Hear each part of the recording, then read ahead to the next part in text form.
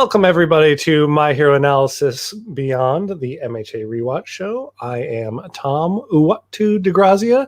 I'm joined, as always, on the bottom now tonight is Steph Stalagmite Thrilla Bear, and we are joined by special guest Mariana Creation Odyssey. Hi! How is everybody this evening? I'm doing pretty good. It's been a good Saturday so far. How about you guys? Yeah. I'm good. I'm awake, so I'm ready. I'm attempting to get awake by slamming coffee. Yeah. Coffee I did a lot of errands this morning, so I don't get up early on the weekends. We've had this conversation off camera. But I got up like my normal work time today, so I didn't get much sleep last night because I had to go to the post office. And the post office, I always in my head think it closes at noon, but they close at 2 or 4 or something like that now, whatever.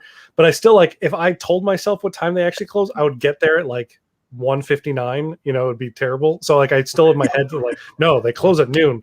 So I get up extra early just to make sure I can get to the post office and do all that stuff and yada, yada, yada. But that was my day. Yeah. Oh, and I broke into my old apartment earlier today. I saw that in your stories, and I was like, wait, what? I had a toy that I had pre-ordered, and it was going through FedEx SmartPost, which is one of those shipping methods where FedEx basically passes it off to the USPS at a certain point. And then USPS does the finished part of the delivery. Well, it was going to my old address. So I contacted FedEx to see if they could reroute it. They're like, no, because USPS is doing the final transition, so you're going to have to deal with them. And I'm like, great. Well, there's nothing else I can do. They're like, no, you're not even the shipper anyway, so only the shipper can do stuff. I'm like, okay. So I started calling USPS, and USPS was like, we can't do anything until we get that package. So I kept checking every day. I would call FedEx, then UPS, and back and forth. Meanwhile, I'm emailing with the toy company, and they're like, we can't do anything. You're just going to have to break into the old place or something like that, being snarky and whatever. And so today I finally got the message that FedEx was going to be doing the delivery. So they never passed it off to USPS, which was bizarre. And then they made the delivery to the old place. And I'm like, well, I still have the door code if they didn't change it. And I'm like, I could get through the front door and just see if this package is around. And I was very lucky that it was. So I did that. And I snuck out, grab my package. You know, when you act even shadier when you're not really being shady. The package has my name on it. I can show anybody my ID, but I felt like I was being super shady, stealing a package from a place I don't live. Anyway, enough about that. We have 3 outstanding episodes to talk about tonight. Mm-hmm. And I'm really excited that we have Mariana here to talk about, especially the first one of the 3. But all of them, really. I want to get her insight. She's very knowledgeable in all things anime and manga. So I say, without further ado, let's dive right in. This episode is key to everything. It was so good. This episode is I feel this is their moment. This is what actually, for me, this is why I have stuck with the anime and have kept on reading just to see. You made that decision at the very end of season 3. You're like, okay, now is the time that I will stick with this anime. Well, at the end of season 3 is when I was like, wait, I need the manga. I was just like, yeah. I didn't want to commit to the Shonen Jump app because I didn't know that I would like anything else on there necessarily. And that's when, because I have 18 through current as far as the manga goes. Mm-hmm. I think so. Yeah, this is when I was like, okay, I need to invest in this. This is cool. I can't just wait for another season, because this is when I started. I binged 1 through 3. Okay, so you started basically when season 3 was over. You're like, okay, let me go through this, tear through this, and then when you hit here, the exact same thing that happened to me happened to you, but it happened at the end of season 3, where for me it was I think it was midway through season 2, I had caught up, and it was the week wait was too much for me, where I'm I'm going to start reading from 1, and then eventually I'll catch up. So I'm day and date. And then I far surpassed it in reading, of course. But You went back. That's awesome. Do you have the original, like the first volumes too? Did you go all the way back and get those?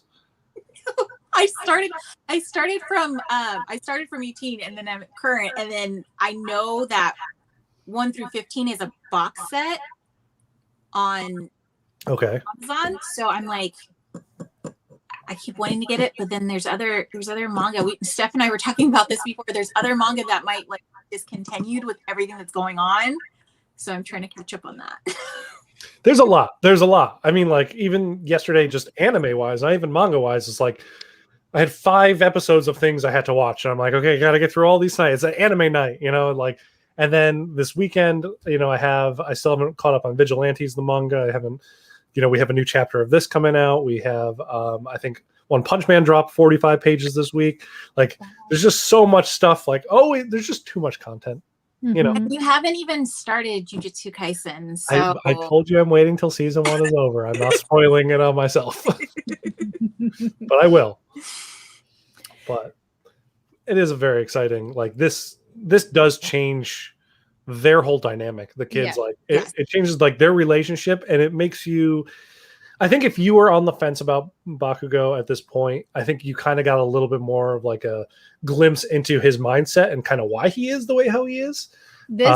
This solidified my choice for him as favorite character, because before this I was I liked him, but I didn't really know why, and like he was endearing, and I never liked the main protagonist, so Deku had no chance. So it was kind of like trying to find the person that I was going to like in this show, and I always thought that his ugly faces and his kind of weird standoffish personality was great.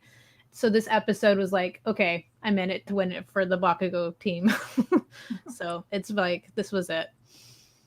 And I think Deku almost too, he finally gets a real full glimpse at why he is the way he is.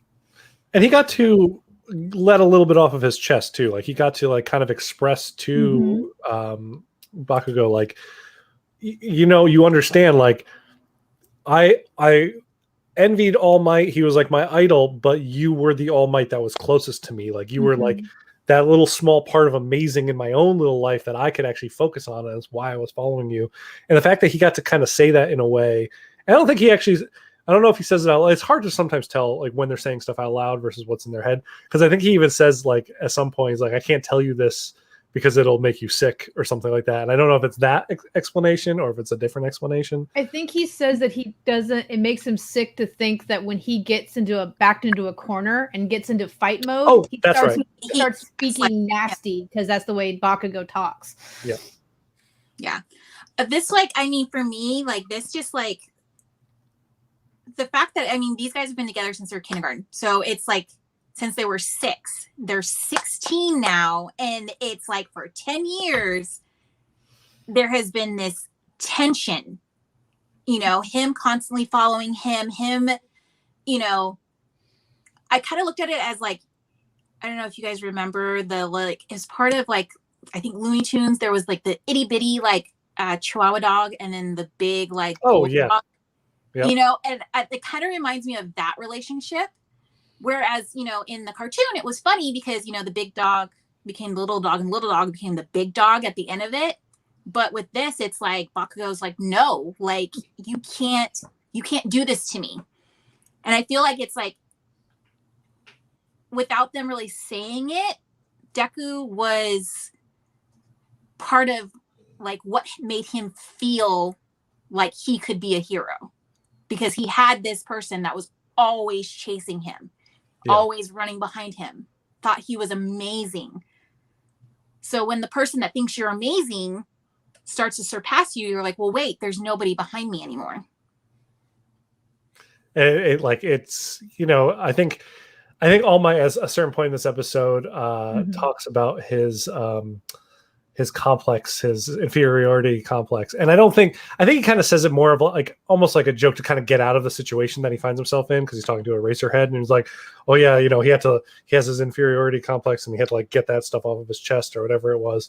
But he kind of does have that a little bit, because the second the guy behind him stepped in front of him, his whole worldview kind of crumbled around him in a way where it led to this explosion of feeling like he's responsible for All Might's retirement, feeling like, you know, this guy, this pebble on the road that, you know, he had just completely written off of him in his life was put up on this pedestal by this guy that he idolized. And how did he get there when he was looked over? And it was like, yeah, the whole conversation between them, while some of the most beautiful animation of the show to this point is happening, it's just, yeah, powerful stuff. Mm-hmm. That was a great line. This line too. Yeah. Just like his idea in his head, because I think All Might says it later too, that he doesn't realize that he's still a child. He's not an adult. His emotions are very much not all the way up to par yet. And him believing in his heart that everything that he's worked up to this point is just wrong. He obviously was never going to get the acknowledgement that he wanted. So I don't know a single teenager, though, at this point in time in their life that doesn't think that they're already an adult. I'm like, dude, chill. Trust me. Enjoy the young age right now. You're just but a child, but you can't. I vividly remember being in that position, be like, no. I'm an adult now. I'm like 2 years away from getting my license, or a year away from getting, or I have it. And, you know, you just think that, yeah, you're a full-on adult. Yeah. Oh, no, you're almost 18 when you're 16. You guys remember that? I'm almost 18. Yeah. Totally. And then when you're 18, you're like, I'm basically legal drinking age. Come on. I'm 21. I'll be 21 soon. I mean, my fake ID at that age definitely said I was 21. And I think this whole point too, I think they're both realizing they both had the same drive, the same mission to become the hero from the same point all the way through until they got here. So I really liked this screen. It was cute. I like this part because I think it was both of them being like, it was like a realization for both of them that they actually both can become heroes. Mm-hmm. Like, I mean, they're questioning it, but it's like, if you're the hero and I'm the hero, then who's the fan? You know what I mean? Because Deku admits that he admired him, and Bakugo kind of admits that he always thought Deku would be like chasing him. So it's that like, wait a minute, like where do we belong now in this dynamic between each other? I think a little bit of it too is like Bakugo thinks that like his way is the only way.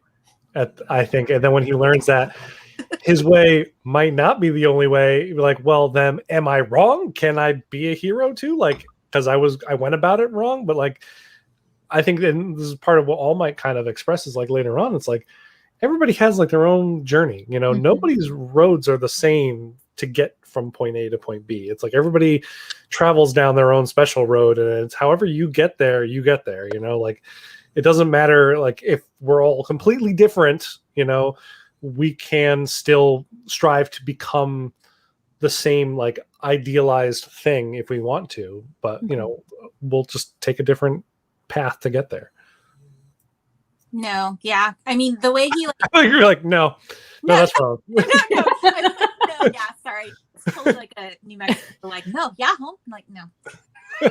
We just got to the title screen too. So there's 80 screens for this too, because I got a lot of hand. So I will because we're talking more like of this as a whole instead of like scene by scene, which I kind of actually like a lot. So I'll just kind of keep like slowly tabbing through while we talk. And if there's something that jumps up, obviously, you know, shout it out or whatever. But yeah, there's a lot to kind of go through. There's a lot of amazing action sequences. Like this.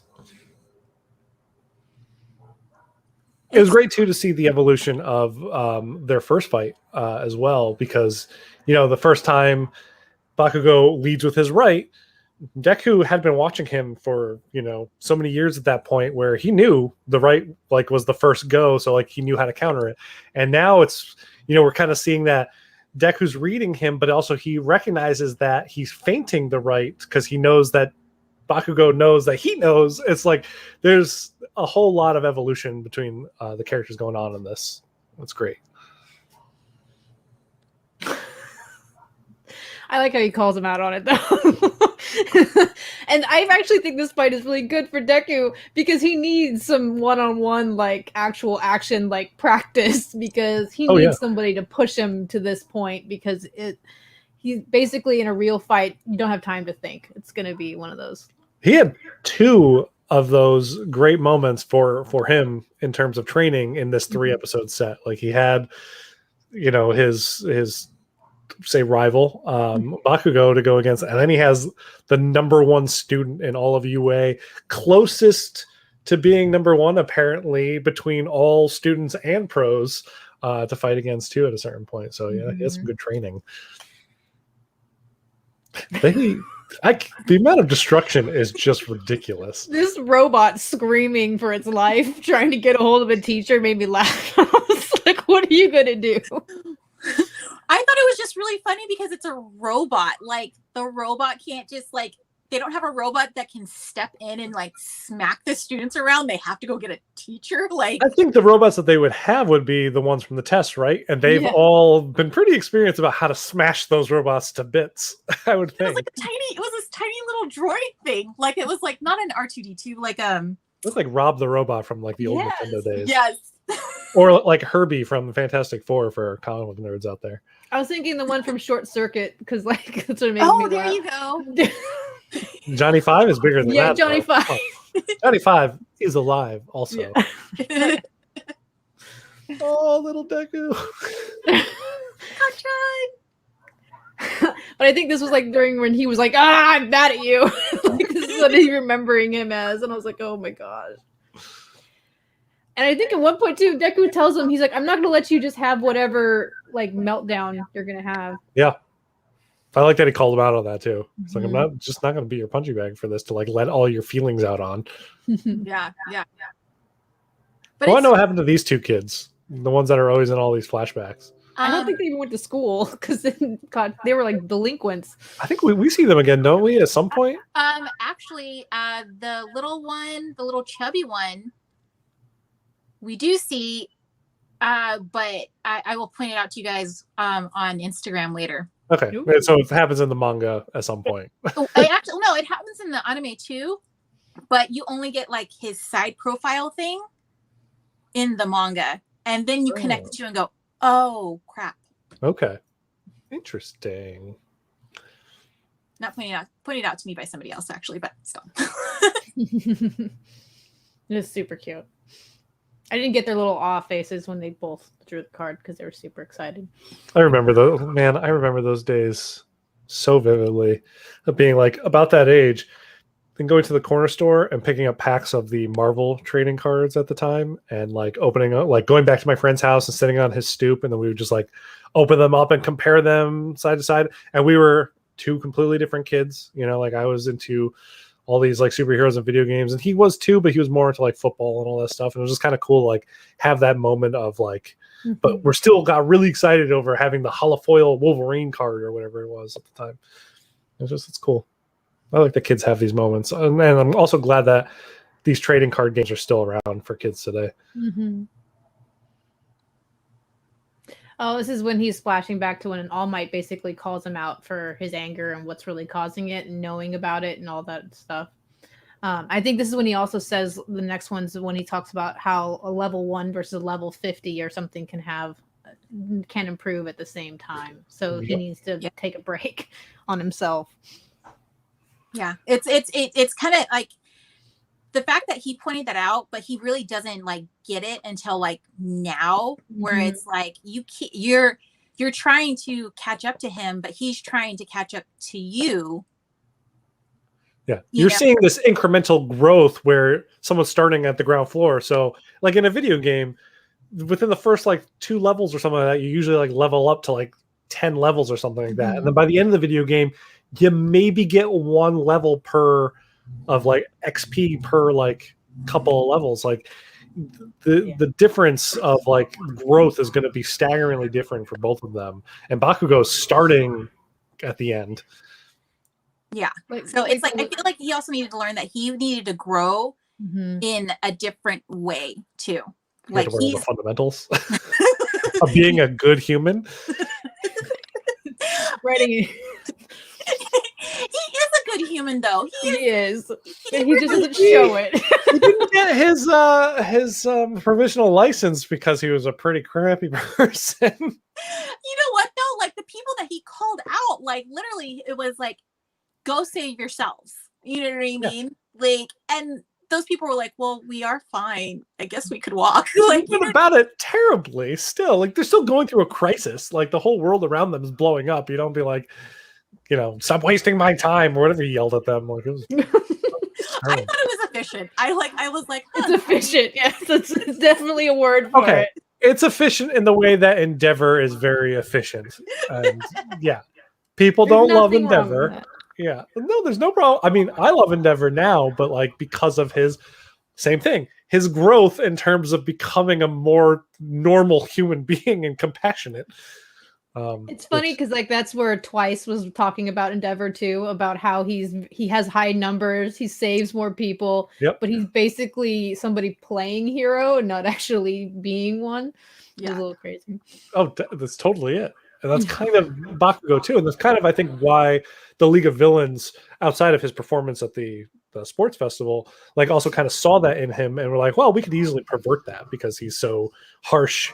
And like, obviously there's a darkness in him, but really it's really just his determination coming out in a different way. Mm-hmm. Yeah. Maezawa kind of calls that out too, that they have something to think if that's going to be what they think is going to flip him. Yep. Some good kicks to Deku's face. Oh, I love that he went back to try to save him again too.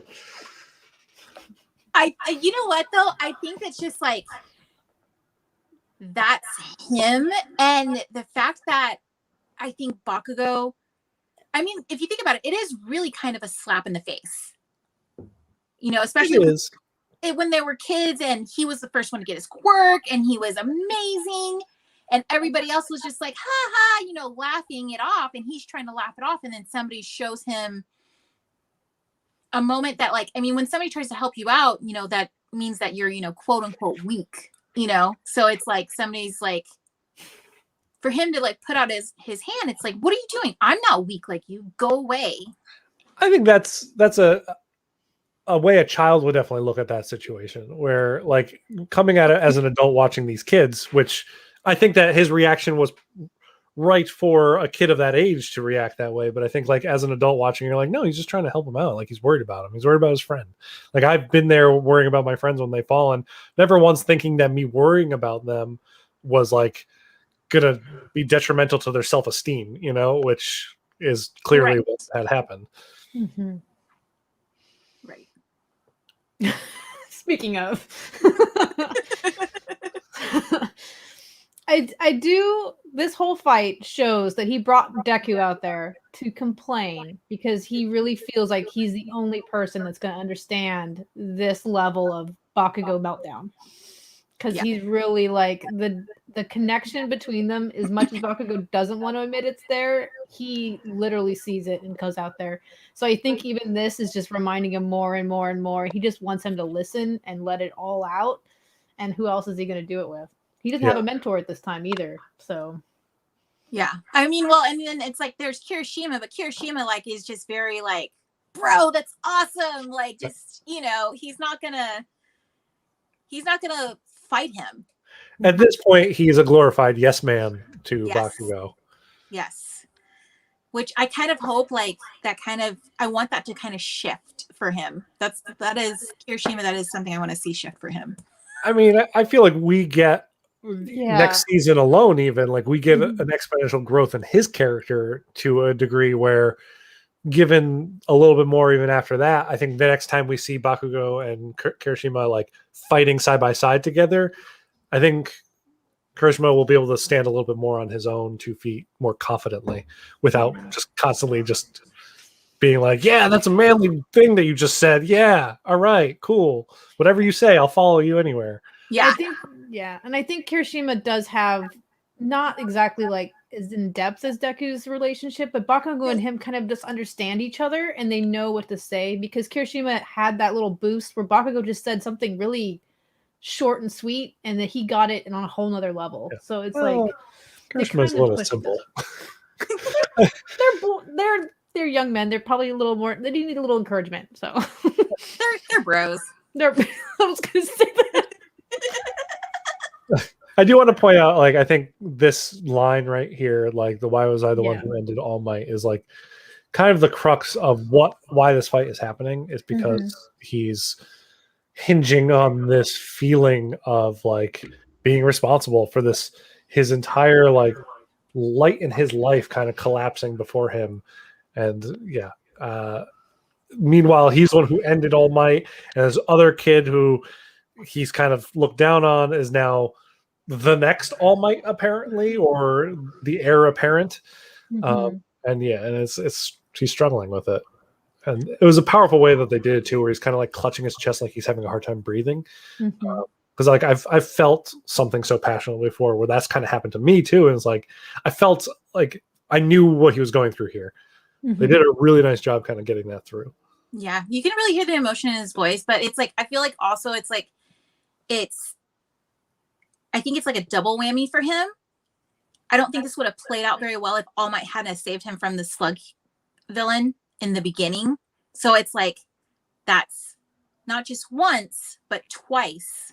Yep. That All Might has had to come and save him specifically. And then as far as he's concerned, it's all his fault.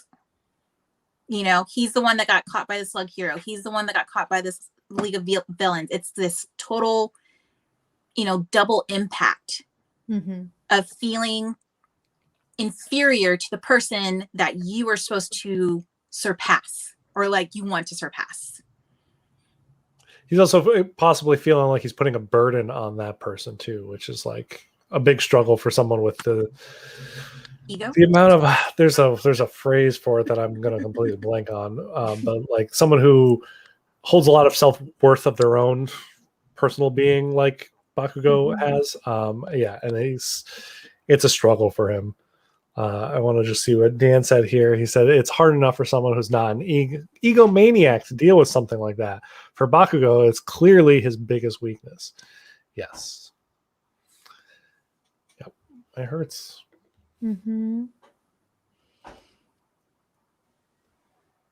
I think this is also Deku's realization of why he's even out there in the first place. Because for right at this point, he's like, "Are you just going to out here to beat me up today again? Like, what's going on?" And like he realizes, like, "Oh, okay, you clearly have something you need to work out and deal with, but I'm not going to sit here and just let you beat me up." So I love that this is like the kind of the turning point in Midoriya's head too. Where he's like, "Yeah, I'm going to take this seriously and I'll use this as training. Like, this is the perfect time to test out my shoot style. Because if it can work against you, then crap, I mean, I could take it against any villain." And I think after, like, when Bakugo yells at him, like, he's been looking down on him the entire time, is why he's always offering help and why he's always trying to be like all up in his business. And Deku's like, "What the hell are you talking about? Like, where did you get this like distorted reality of like who I am, who you are, what's going on?" And I think at this time Bakugo's just saying it out loud because he's realizing it himself that he's been wrong this entire time. How else is he gonna go through the motions? So I think that like this moment right here is like just the huge realization that they've both been looking at each other, but like not meeting eye to eye. Like they've both been looking at each other. They've both been watching each other. Deku's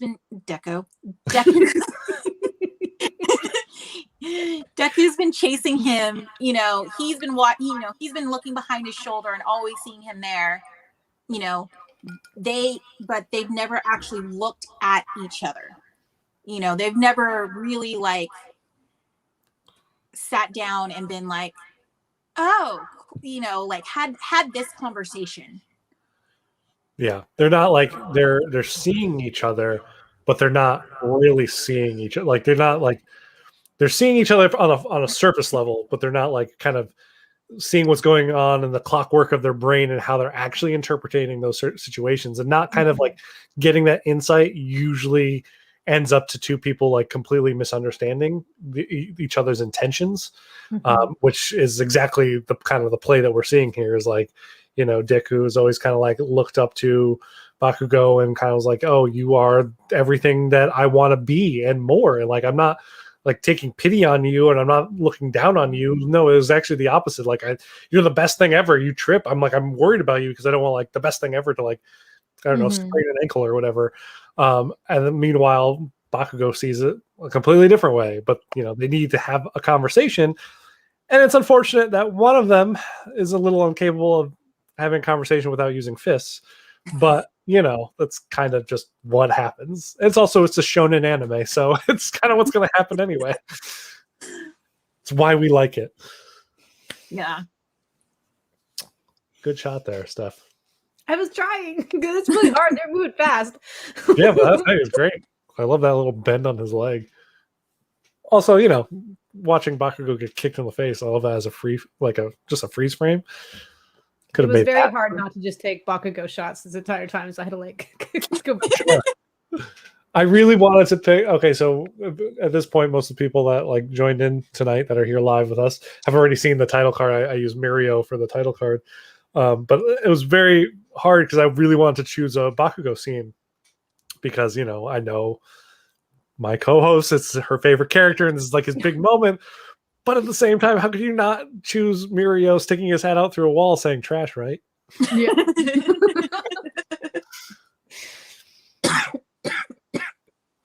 Just some great Bakugo moments here. He is actually, this is more stoked than he's ever been for his any interaction with Deku, because he's like, oh, you're going to be serious. This is going to be amazing. So he talks with his fists.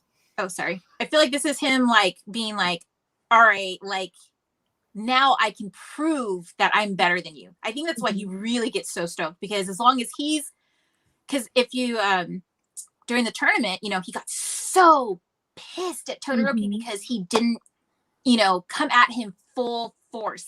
He really does want to be challenged. He wants to prove that he's not, how can I put it? Not that he's not worthy of saving, but he doesn't need saving. Mm-hmm. He wants to prove that he does not need saving, and going up against somebody stronger is probably the only way in his brain that he could justify that, or even go, hey, look at me. So I think that's why he's really, really excited. This is the moment he can really fight somebody. Yeah. Yep. And it's great that Midoriya is accepted that challenge finally, because that kind of was his whole thing during that the sports festival. Is he really, really, really wanted to just prove exactly as you said that he could do it. I need to prove it.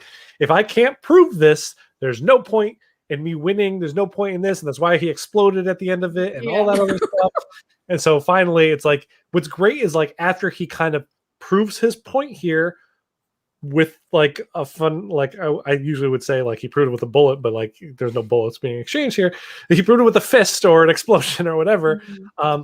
We see his demeanor completely change right afterwards to Deku, and they kind of start from square one in a way with their relationship. And it's I think even All Might kind of references that now they can actually be true rivals in a way. They can actually start to bring each other up. And it's great that he finally got that proving ground he needed, and he got it out of his system, and it creates a whole new world for him, a bright future. Yeah, see. Yeah. I think, and I think this is something, when you have, and I mean, All Might even admits that, he didn't see what was really going on between them as an adult. He just thought they were two kids who happened to idolize him, not two kids who were really struggling to, well, for Bakugo at least, someone who was really struggling to accept where he was and where somebody else was, and accept the reality of their situation. And I think that this moment doesn't make them, he says rivals. I don't take it as rivals. I take it as this is a moment for them to build an actual trust in each other, instead of a idolized worshiper and worshipee kind of relationship that they've got going. I wonder if in Japanese culture, only because of watching other anime and how rivals kind of see each other, if you take the Naruto story and you take Kakashi and Gai Sensei, and when they talk about each other being eternal rivals, they also talk about their eternal trust and bond between the two of them, and they're like very close friends, and like they know because they are rivals, they feel completely confident in each other's abilities that they will fight side by side and not have to worry about the other person in that way. And I kind of wonder if like when All Might says that they're true rivals, he kind of means exactly what you're saying. It's like it's not just like I'm watching Cobra Kai, so it's not just like Danny and Johnny like kind of butting heads and constantly being like, you beat me when we were kids and now I'm going to beat you, and it's like constantly trying to one up each other. It isn't that at all. It's more a we're on the same playing field, and like we're going to kind of keep just bringing each other up, and we'll butt heads, but we'll butt heads to kind of lift each other up as well, because we trust each other in each other's abilities and stuff like that. And I kind of just wonder if it's like a cultural thing in that regard. And my dog just snored really loudly there. I don't know if anyone heard it. It was like he put the little the period on the end of that sentence for me. It was great. I like the end of this episode too, because the behind the scenes when they're like cleaning and everything, Yes. like that moment where they kind of exchange like actual conversation about their fighting styles and just that kind of thing kind of sums up that whole point too for the rival stuff. It's just kind of, it's not as friendly as Kirishima and Bakugo or Deku and Ida. It's going to be something greater. Yeah. It's very different. That's kind of what I love about it. Mm-hmm. I think they'll be really great in agent. I don't think they'll ever be like best friends. No. But I do see them being really great in an agency, like together, like working Yes. together. I think they'll do really great. They'll never be friends, but well, I think friends can kind of be multiple things too. Like they're not going to be friends where they're going to be like always high fiving and agreeing on everything. But Sorry, James's quote today is like I was going to bring that up. Yeah, someone's watched this week's Jujutsu Kaisen. We're actually last week's, really, but yeah, it's last week's. I haven't seen this week's. Oh, did he? I can't see it. Did he make a comment about Toto and? There you go. Yeah. If you're not watching Jujutsu Kaisen, you totally should. Anybody watching this? That's amazing. This part made me laugh because he didn't even give him a second to stop. He hit the fence and then just like a rag doll around. Like Bakugo's a machine. Yeah. Like, well, I think he realizes he can't give him an inch. No. He knows he cannot give him an inch, or he is gonna lose. And then, where would that take him? Mm-hmm. The drawings of these guys sometimes just, I'm like, God, I want like, it makes me actually want to take more toy photography, but yeah, I don't know. I just love it.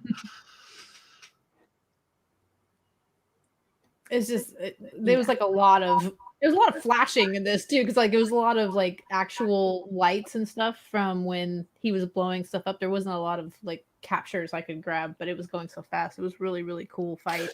He actually did like a little flashbang at some point, right? Isn't this like his flashbang attack? I think, yeah. And I like that they still yell their moves out while they're going, even though they're like in intense battle mode. I think though some of that is in their head. Like, because a lot of the times when Deku's saying like Manchester Smash or, any of the smashes, he's not actually saying it out loud. A lot of it is in his head. We're just hearing it. Mm-hmm. I think that's totally I think it's definitely like a Japanese thing. I don't know if you guys have seen the anime that is Marvel. It's on Disney Plus. It's comical. Indy loves it. But Thor yells out hammer throw, and nice. There's a couple of them that like say like random things, like they're literally yelling out their moves. I definitely, that's, one of the coolest things of anime is, you kind of get to learn everybody's finishing moves because they're always yelling it all the time. Mm-hmm. It's kind of fun. It makes me want to watch the Marvel anime.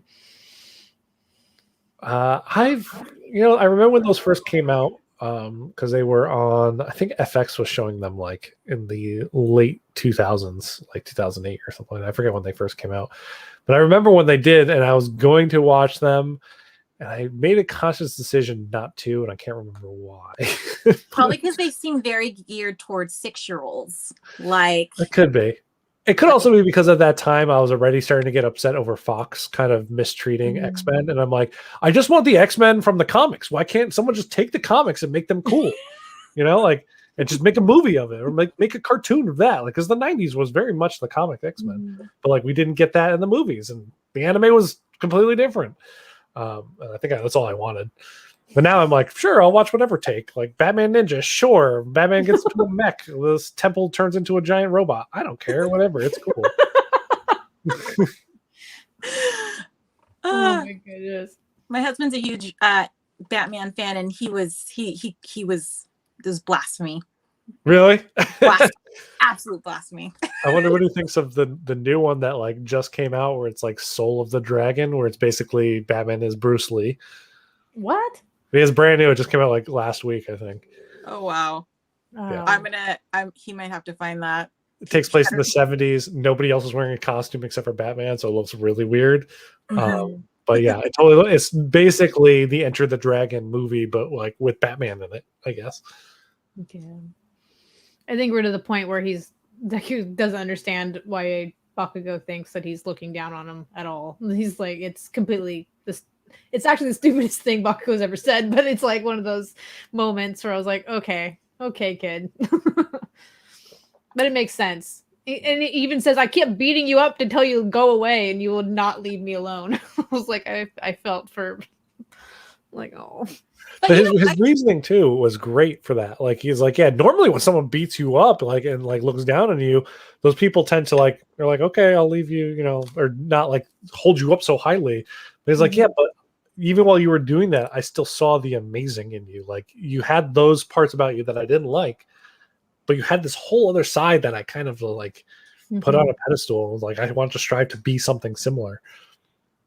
I took this whole moment as almost like that older sibling, younger sibling thing. I don't know how you guys were with your siblings, but my younger brother, I was like, you smell weird, go away.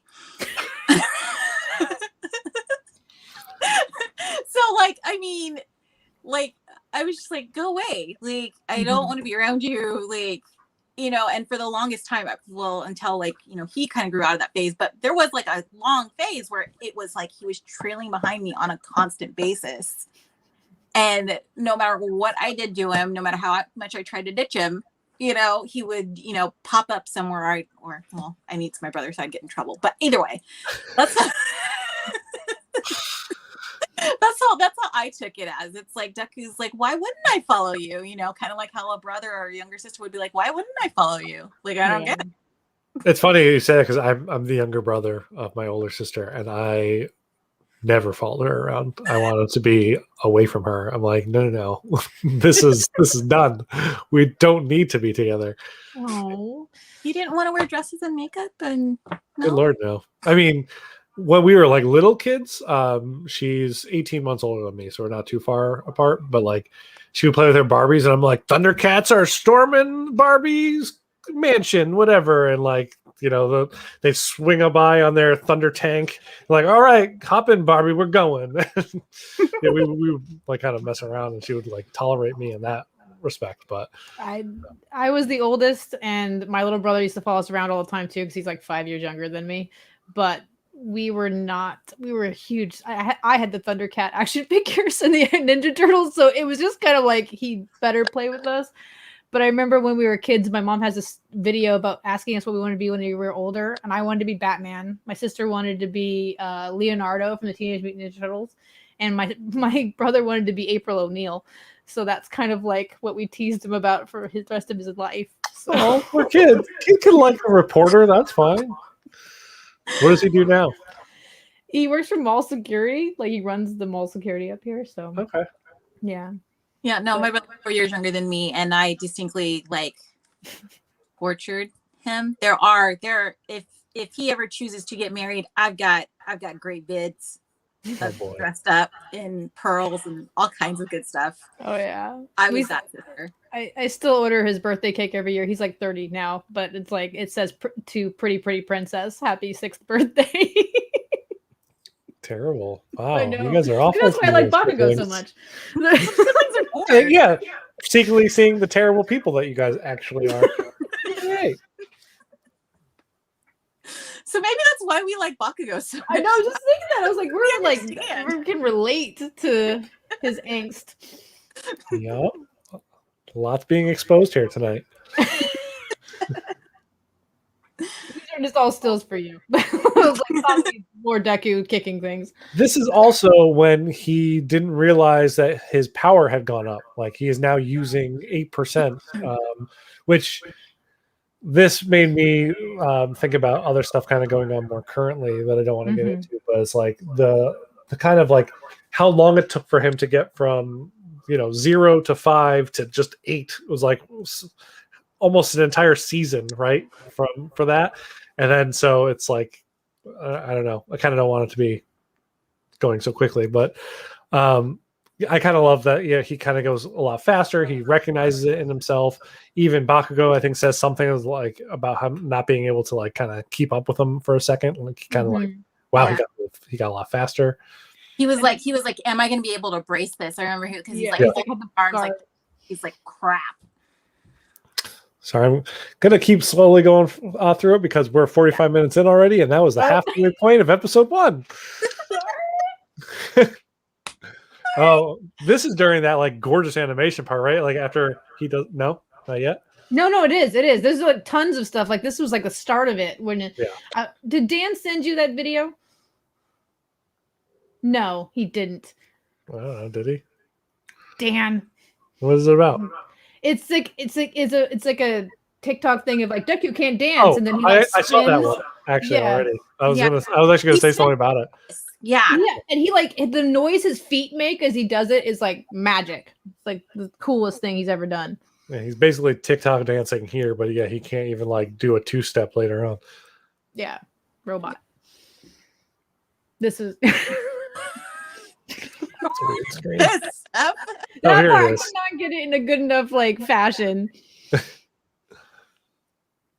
Yeah, this is where he like just kind of brings it right in front of his face. Like, yeah, I watched. There's a GIF of this, I think, like in the Instagram Giphy as well, that I use quite frequently because it's like it's just beautiful. This whole sequence. Yeah. Face about to like get ripped off. Yeah, because he folds it around, like knocks his foot away to like hit him, and then he gets blown back.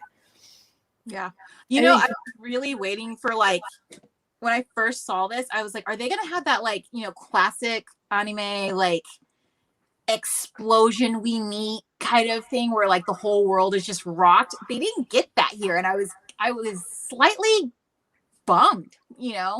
They just blow up like half the school.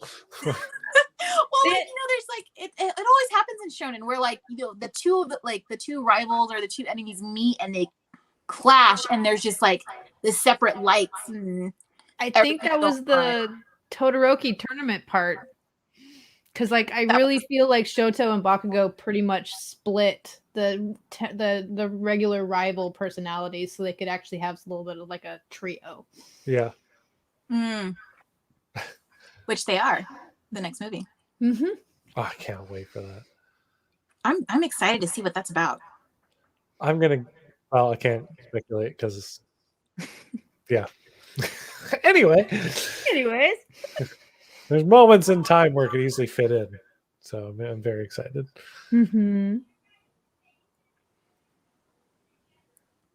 I think this is when he jumps and then he thinks he's gonna kick him and then he switches it up and punches him. I thought that was very like smooth of him. Like, and that just shows, I mean, of course we all know his brain is like insane, but Bakugo is supposed to be very observant on his own.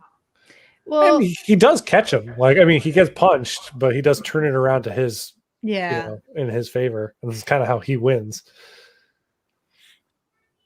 I do love how and they do this a lot in a lot of animes where when someone punches somebody and that fist just stays there for a while. And it's just like their face is just kind of being pounded in for what seems like eternity. And it's just really funny. It's just like all this emotion, like stuff going through. I think like both of them are seeing all this at the same time too. They're just like internalizing all this craziness with a punch waiting there. And then he gets pissed. He's like I would lose to you, and like takes him down, and like I think he shoots up to force them back down to like pin him. Yeah. Yeah. He's got him down. Mhm. And then All I Might. love this. So casual. Sorry. I overheard. What do you mean you overheard? And how is he not blown back like 8 blocks? He's All Might, all right? He's worked on his center of balance for forever. He doesn't need his super strength anymore. Mm-hmm.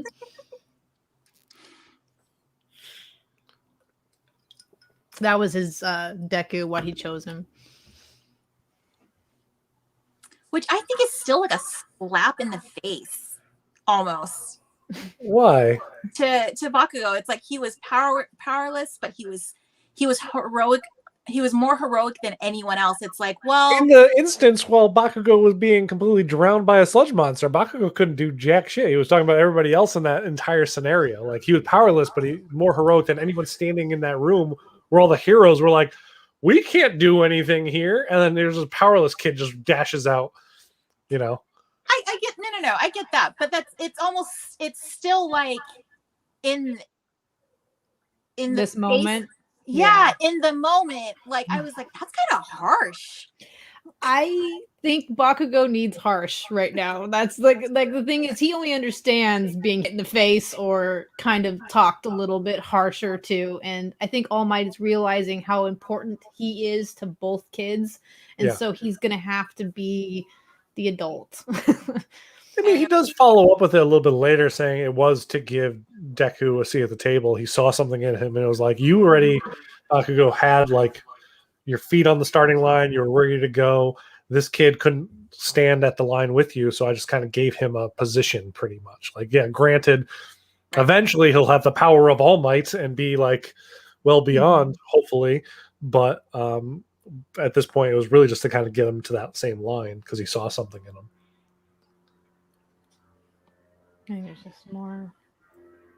I also love it. It's like, I made you turn into that, not knowing that I guess that's Toshinora like normally. This was It was sweet until he just like pushes him away. that's He's like, Bakugo. Yeah, but that's like any You know. kid that's like upset. That's like, no, don't. It's like he doesn't want to be babied. That's like something you do for a little kid. No, I get it. I get it. It was very sweet here still, though. Like, even though he reacts that way, it was funny how he just completely shrugs it off. And he let him do it though. Yep. Right. And then he like changes gears. Cause then he's like, okay, so who knows about your secret? Let me go roll through this and actually be very adult about this decision to keep it and what's going on. Yep. And I'm not going to spread it out like Deku did, basically like tell people. So and then he's pissed at Deku for even telling him because he ruined his hero. It's just like, it was like crazy. He just doesn't want this responsibility of this to have to like burden the secret. Yeah. I think he could handle it though. Oh no, obviously he could, Yeah. but he doesn't need. He's trying to also become like the greatest hero. He doesn't need a whole nother weight now on top of him. That this kid that had been following him around since they were like kids that he didn't want to have follow him around in the first place burdens him with like a whole nother thing. We're like, now I have to deal with this whole shit on top of all this other shit I'm already dealing with. Thanks a lot, dude. Why'd you even tell me this? Like, if I didn't know any of this stuff, I wouldn't have to like burden the same thing that you guys do. Mm-hmm. I you know what though? I think he's also like he says that, but I also feel like he might be sort of relieved. I feel like you get that feeling like through the rest of this, like next season and like currently in the manga, that he's relieved to know this stuff. Yep. Because it's not his fault. Yeah, if he didn't, what the heck would he think All Might would have happened? He would have still been grumpy. You've been a mess.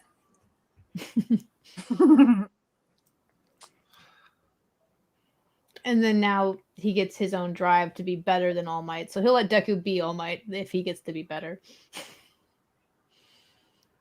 Well, like, I do love that they're like fighting back and forth. Be like, I'm gonna beat you, and then I think Deku's like, no, I'll make sure I beat you better or something like that. I was like, no, I said I'm gonna. And they're just arguing back and forth. It's Just great. like his little like eyes tweaked. He's like, "What are you talking about?" I'm like, no. But I love this because he stops backing down from him. This is when I actually started to really like Deku as a character because he stopped being weak when it came to him. Like before he would have like backed down and been like, okay, I'm sorry, I won't surpass you, but now he's like, no. I think it was the first time, like, because, you know, until they went to the school together, I think Bakugo was the school bully also to Deku. So it's like, it's hard to stand up to the bully. And then you just had this fight where you kind of went toe to toe with him for like a long time. And this was like a true fight, not just like a, you know, school thing. And you kind of showed your worth. You're like, yeah, maybe I didn't beat you, but, you know, it was a good fight, right? So I think he finally, you know, found his little bit of confidence when it came to their relationship, which was great.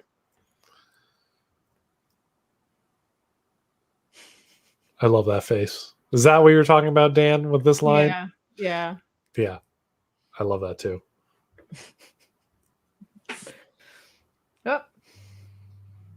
Oh, what's up? You went the wrong way. I did? Mm-hmm. Oh, I guess I did. Yep, you're right. Now for the real teacher disciplinarian, like, what is going on? I think it was so funny that he backed off. Like he just doesn't seem like that kind of teacher. I think he still respects All Might. That's what I was gonna say. I think even though they don't see eye to eye, either of these two, they have a mutual respect, at least. But I do like who does get the final word because he is their homeroom teacher. It's technically they are Eraserhead's responsibility. So he gives them, I think Deku gets 3 days of home arrest, and then Bakugo gets 4 because he admits that he was the first one to punch. I love how readily he admits it too. He's like, all right, who threw the first punch? He was like, of course it was me. Who do you think it was? Yeah. Well, that's the thing is like he had to say it because they wouldn't believe Deku if he said it. I love the after credits of this episode is one of my favorite after credits from like all of them. Yeah. I also think he got 4 days, I think, because the next episode, the last episode. He's not there. He's not there. And I think he's not there for a reason. I think he would have taken things too far. With Mirio? I wanted to see that. I think he would have taken things too far because that's how he is. Yeah, but if Mirio still powered through him like he did everybody else, I don't know. I don't think he needed that though. Like, does that make? I mean, yeah, he beat Deku, but I don't think they needed to create another rival for him. I love this exchange because Deku's basically he asked him like, "What did you think of my shoot style?" And you know. Bakugo basically chastised him like your emotions are too big, like you know they're easy to see through. But then he's like, you know, but that when you switched it up with that punch, that really pissed me off. And that's how Deku knew, like, okay, so he you know he liked it, or he recognizes that it's a strong combo, battling combat skills, whatever, and like he kind of knows like how to. That punch was like a good thing. Like the fact that he said it pisses him off was him basically be like, I like that you did that. Like that was a good move. Like keep peppering those types of things in there, those surprises. And it's just like it's a great way to kind of like to say it too. It's like for Bakugo, it's like that really pissed me off. It's good. Oh, I say quietest vacuums ever. That's true. They were just kind of talking normally over them. Which is weird because you think that Bakugo could really raise his voice higher than most vacuums, anyways. So. Oh, totally. Mm-hmm. I like James' Japanese vacuum cleaner is just too polite to make noise. Well, that is the end of the first episode at the 1 hour mark for tonight's episode. Favorite moments of this episode. Good luck. I will posit it to Mariana first, if you have one. Okay, so I would say my favorite moment is when he actually is just like, when he's clenching his chest and he's like, why was it me? You know, like, because you never see him weak in a sense of words. And I think that just really like brings more of a human sense to him. Yeah. Where before he was just this cocky, want to smack him kind of kid, you know, he was just so all mouth, but now you're looking and you're like, okay, this person has real emotions. He has real goals. And what happened meant something. Where I think before you didn't get that from him. You just were just like, what is this kid doing? It was such a good moment because it really does fill out his character a lot more. Like knowing that he kind of went through those struggles under the surface of what we were being treated to, like, we got like little glimpses of him kind of like looking over at Deku crying like during those scenes, but we didn't know what was going on through Bakugo's head. And maybe he was kind of putting the pieces together, what was happening on screen versus this, but it's that on top of him also feeling responsible that's happening on that screen and like all that weight kind of going through his mind. It was a very good moment. Steph? How do I pick one? Guess what? I'm just waiting for you to be like, it was this episode. That was my favorite moment of this episode. The fact that I watched it. It's an amazing episode. It's actually one of the coolest things. But I think the moment after him clutching his chest when Deku realizes finally who he is as a person. Yep. Not just as a person he like respects and admires, but actually as like a person. That moment in his face when he's like realization, like, oh my god, this kid has feelings. Like this is what's going on in his mind. That kind of was like my favorite exchange. Yes, Bakugo breaking down, finally being a person, but someone else acknowledging it and then being able to witness everything is actually really important too. Yeah, I think this was hard because, like, on a surface level, there's one scene that I always kind of keep coming back to, and it's that beautifully animated Deku spinning, doing the kick, missing Bakugo, and then the whole explosion stuff happening. And like that is something I always kind of go back to watch because I think it's amazing, and I think I replayed a whole bunch. So I think that would have to probably be like, if I wasn't talking about characters, that would be my number one. But the characterizations, I actually think like maybe might be that end credit sequence, like where they're like just vacuuming and they're having like a normal conversation. We kind of get to see like, because at first Deku asks that question and it's silent for a while, and you're like, I guess Bakugo's just fucking pissed off and he's not going to say a thing or anything like that. But then he does answer him, and it's like, oh wow, they're actually having an actual conversation in a way. Like, okay, this might be the start of a friendship kind of thing. Like, all right, interesting. Yeah, it's hard to pick something from this episode, but yeah, as Dan says, but also spin kick. But let's see. Dan says Deku telling Bakugo he's not his punching bag. We see him slowly stick up for himself better and better to Bakugo throughout the show, and now finally he can just say it without being afraid. That is a fantastic moment. Definitely. Everybody picked fantastic moments because this episode is full of fantastic moments. I mean, all in all, this is by far my favorite episode. I mean, what's currently in the manga has not been animated yet, so I'm excited for all of that exchange. But as it stands right now, that's literally my favorite episode. It's so impactful to the whole story. Yeah, I mean, they're the two.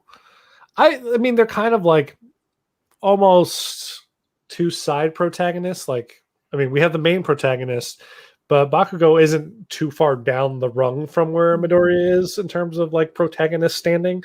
So it's kind of great to kind of see like a big character growth for them both in this.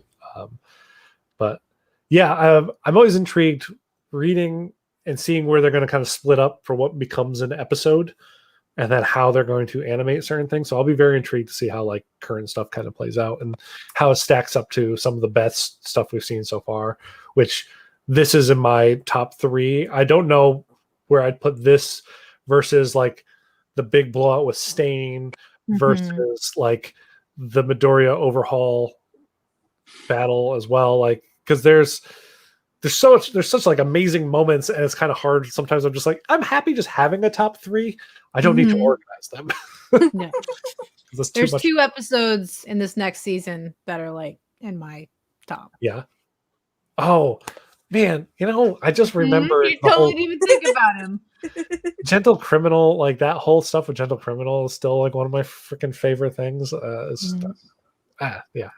Anyway, let's dive into the next episode, which we kick off a whole new anime. So there you go. Yes. It's a very. I don't even know what this would be. I mean, we talked about this a little bit ago. This threw me off. Like, I was like, who is this dude? Like, is this a new villain? Like, what's going on here? And it's just like, it's basically like he's like talking like I thought he was a normal citizen when I first originally watched this. I'm like, okay, somebody's like looking around, seeing how things are going, and like just kind of doing their thing. Until like later on when he gets on the phone with the other guy and starts talking about stuff, and even with like the little weird other person talking in the back of his mind, I was kind of like, yeah. Well, they do the thing that's really intriguing, and I think it was kind of a very interesting choice where My Hero sometimes starts with a scene and then it'll jump to the opening credits, or sometimes they'll just start with the opening credits. And they started with this scene, and then they jump to the open credits without giving you anything, and you're like, what the hell? Who was? Because like it's without giving you anything really. They're like, here's this guy standing at his window, smoking a cigarette, looking out in the world. Cool. All right, starting the next episode of My Hero. Whoop whoop. And you're like, what? What? Who? Huh? Still with this guy. Season and this I don't even know, a season of For Encounters is just had nothing to do with Twice. I mean, it's the first time Twice encounters Overhaul. It's the first time Overhaul encounters the League of Villains. It's the first time Midoriya encounters Mirio. Is the first, like, there's a lot of encounters, and there's a lot of encounters in this. So I disagree with what you just said. This is just him watching. I think he was just watching the news after this point in time, and when he's talking to himself and trying to like basically relate to how the world is right now without All Might and how people are projecting it. And then he goes into conversation about Endeavor and how Endeavor's not going to be All Might, not even close, but maybe that's not really the worst thing. I do like that Twice does really like that one news reporter with the horn. He's like, you're making some great points here. Like something like that. He's like, yeah. I forget what. But the other Twice is not like him. I know that was the point. Yeah. I like, you know what I noticed in this episode is the reporter like making a statement how they have to stand behind the heroes, and then we get to where we are now, you know, and later on in the manga, and you're just, it's kind of like it flips. Yeah, completely. Like it's just like they were like, let's stand behind the heroes, let's be there for them, and all of a sudden there's just like, well, we're gonna, so sorry, I'm gonna go stand over here and drink a Coke. I don't know. Oh my God. I also love that we get like a little bit of just what's going on in the world of MHA right now after All Might retires. Like we get to see the street level, we get to see an uptick of crime on the rise. We get to see like a hero try to stop that. And like, no, the villains are starting to learn to band together, and they're going to kind of like be able to overtake just your average hero who's maybe not the best hero, and kind of exposing what Stain said last season to kind of be true. Like, you know, the quality of heroes have dropped a little bit. So it's really interesting. It's a weird, little gang. I love that they are the gang Reservoir Dogs or something like that too. Yeah. Like, nice name, guys. Yeah, they like Quentin Tarantino movies. Well, like I thought that was really actually kind of funny. I'm like, because I'm like, the Reservoir Dogs wouldn't have like. I know. It's like, what's a cool movie? Let's just call ourselves that. Yeah. It has nothing to do with like the actual characters in the movie or like how those characters would act in the situation. Yeah. And I was like confused at this part. Is he trying to pretend undercover, and so he's forgetting himself, or trying to pretend that the league doesn't exist? Because this conversation, he was like, where are you at? What's going on? And he was like, I can't tell you where I'm at. I can't tell you what's happening. I was kind of confused. I think they all went to hiding, right? Yeah. Hiding. So I think he's just trying to like do his thing. But I feel like this also like kind of, I say like a lot. Sorry. I feel as if this was a moment to expose a little more. I mean, we get his backstory, but also his real personality. Mhm. Yeah. Because his real personality doesn't seem like he wants to be a villain, so to speak. Like, because he even makes a statement how, like, there's, you know, a crazy person can't be a hero. No. Yeah, he does. And he doesn't even want to be a villain, but he likes the League of Villains because he enjoys his teammates, basically. Yeah. Yeah. He just likes them as people, you know. It's so innocent in a sense. I know. That's what makes his whole story tragic. Yes. Mhm. Yes.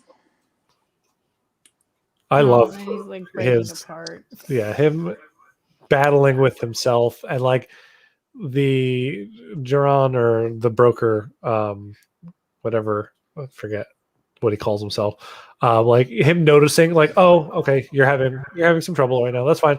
I'll talk to you later. Like he knows twice, and he kind of knows, like, oh well, he must not be wearing his mask. He must be battling with himself now. The other side's starting to come out a little bit. Mhm. Yeah, it's like, man, this poor guy. Yeah. I mean, it really makes you feel sorry for him. Yeah, But I love how is he like not noticeable? because he wears a mask. He wears a face mask. Come on.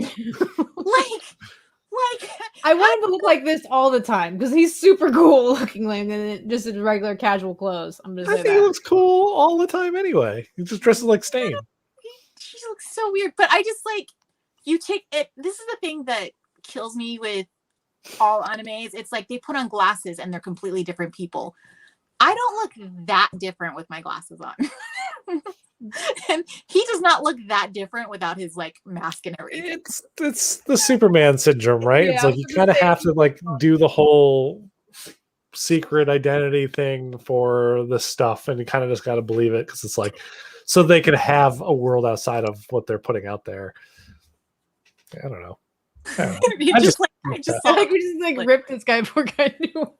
it just bugs me. Spinner is great, and I still want to figure a Spinner. So No, not good until smile. I everybody know else you're comes watching out. this. Do it. Let's make the Nendo. Thank you. And No. Nendo. No, him. No. Oh my God! Can we just get all of the League of Villains, please? Stop shitting on my ideas.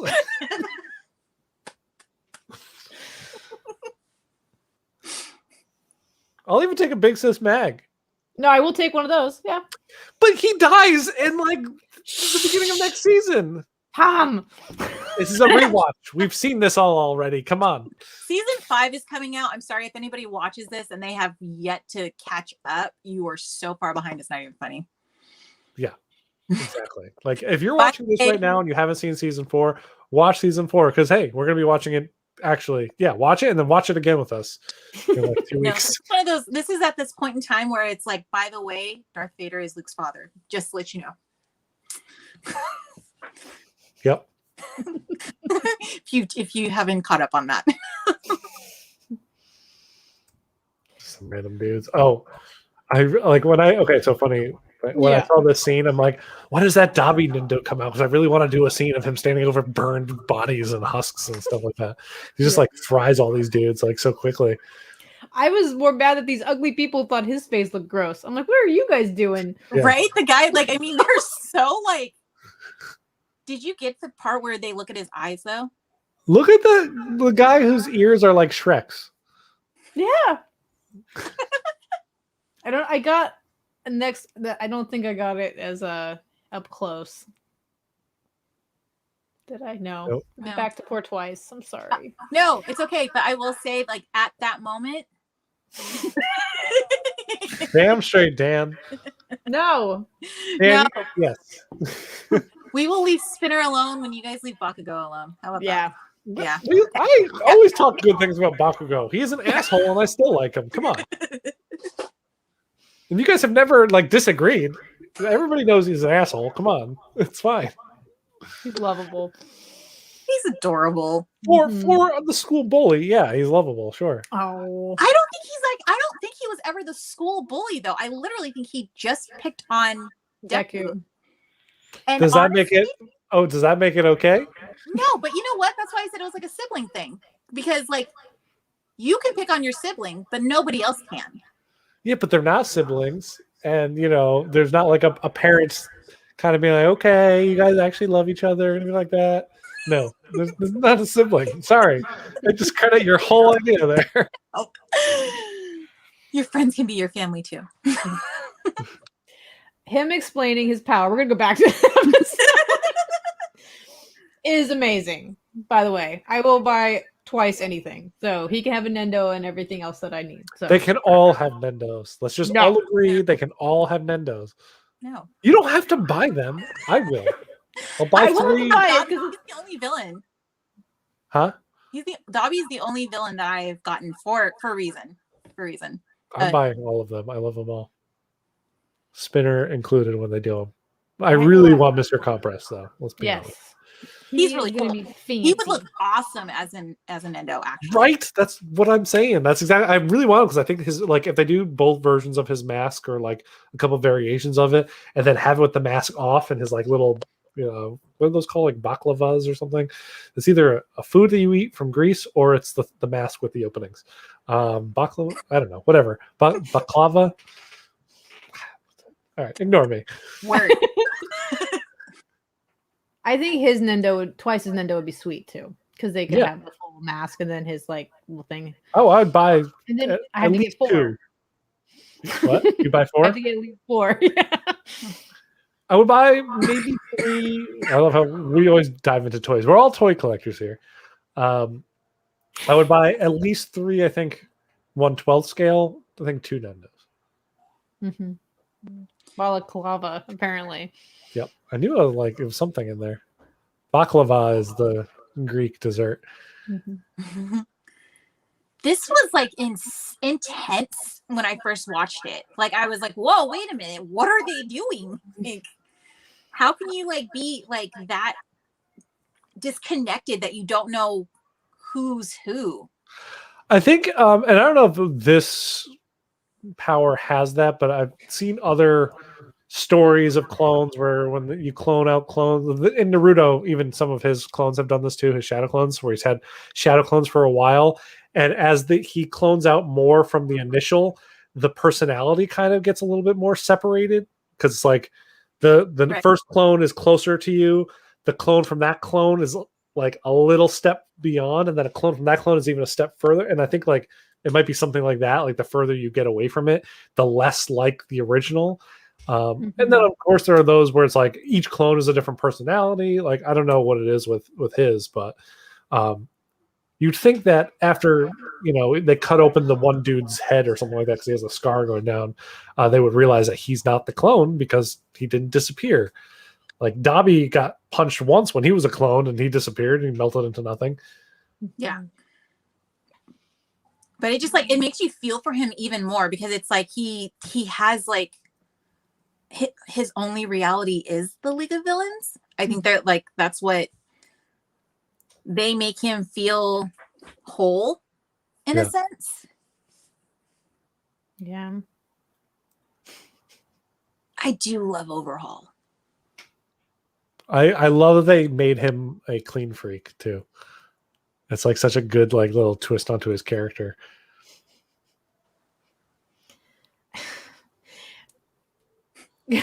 I like that Twice acknowledges that, okay, this guy is going to be good news because he's crazy too.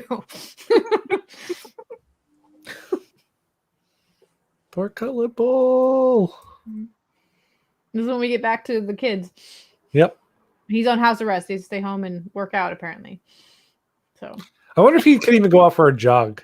Like, I wonder if he's like even allowed that. I'm imagining no. I'm pretty sure when Aizawa says house arrest, he means I will kick your butt if you walk out this door. Yes, I agree with that. Because otherwise, it would be training. Like you'd think training is part of like, I don't know, punishment, but they don't see it that way at all. Yeah. I love, so he's like, stay in line and we'll probably to the ground. And I forget, I think it's Kirishima was like, but you're the only one not in line. It's like, oh, it's the burden of being the class rep. Yeah. He's so straight-laced that it's just like, it's almost, it's a character flaw for him. Oh, but it's so funny. It's what makes him so funny. Adorable. It's so funny. The freaking Why did he pass? Like, I really wish he had. They failed. probably drug him through the entire test. You got to tell me that they didn't take him like around with them to do things. Makes me wonder too, because I don't know even if they got the exact same exam, you know, like because they were at a different location, because 1B and 1A weren't allowed to compete together for the provisional license. So I wonder, because he couldn't have been dragged around in the part where it's like the rescue, because that's when, if you're not doing something, you're getting negative points for. Yeah, but he could have been like over at the first aid station just giving water, and then he passes basically. That's doing something. I mean, you know what though? Since his quirk is copy, I do see him being, if it wasn't for his personality, he would be so useful. Yeah, seriously. Like, but his personality, like, I very rarely dislike characters, but I cannot, like, I skip over when he comes up in the manga. I'm just like, I can't listen to this dude. Really? I read everything. I do hate him, but like, you kind of got to know what he's going to say. Also, the fact that like they have a great foil for him when he's being a complete shit. They're like, nah, Kendo's usually not too far behind with like her giant fists, just chop him. And I kind of like live for those moments. Like, and also like the other kid's reaction to him, like, God, you're like, did you fail? Because like, are you being crazy again? Because you're probably being crazy again. Because he was the only one that failed the exam, right? Their other exam. Their written exam for their. I do like that everybody else is just like, he's waving at Kirishima, obviously, his tattoo is, and he's like, hey, what's up? And then yep.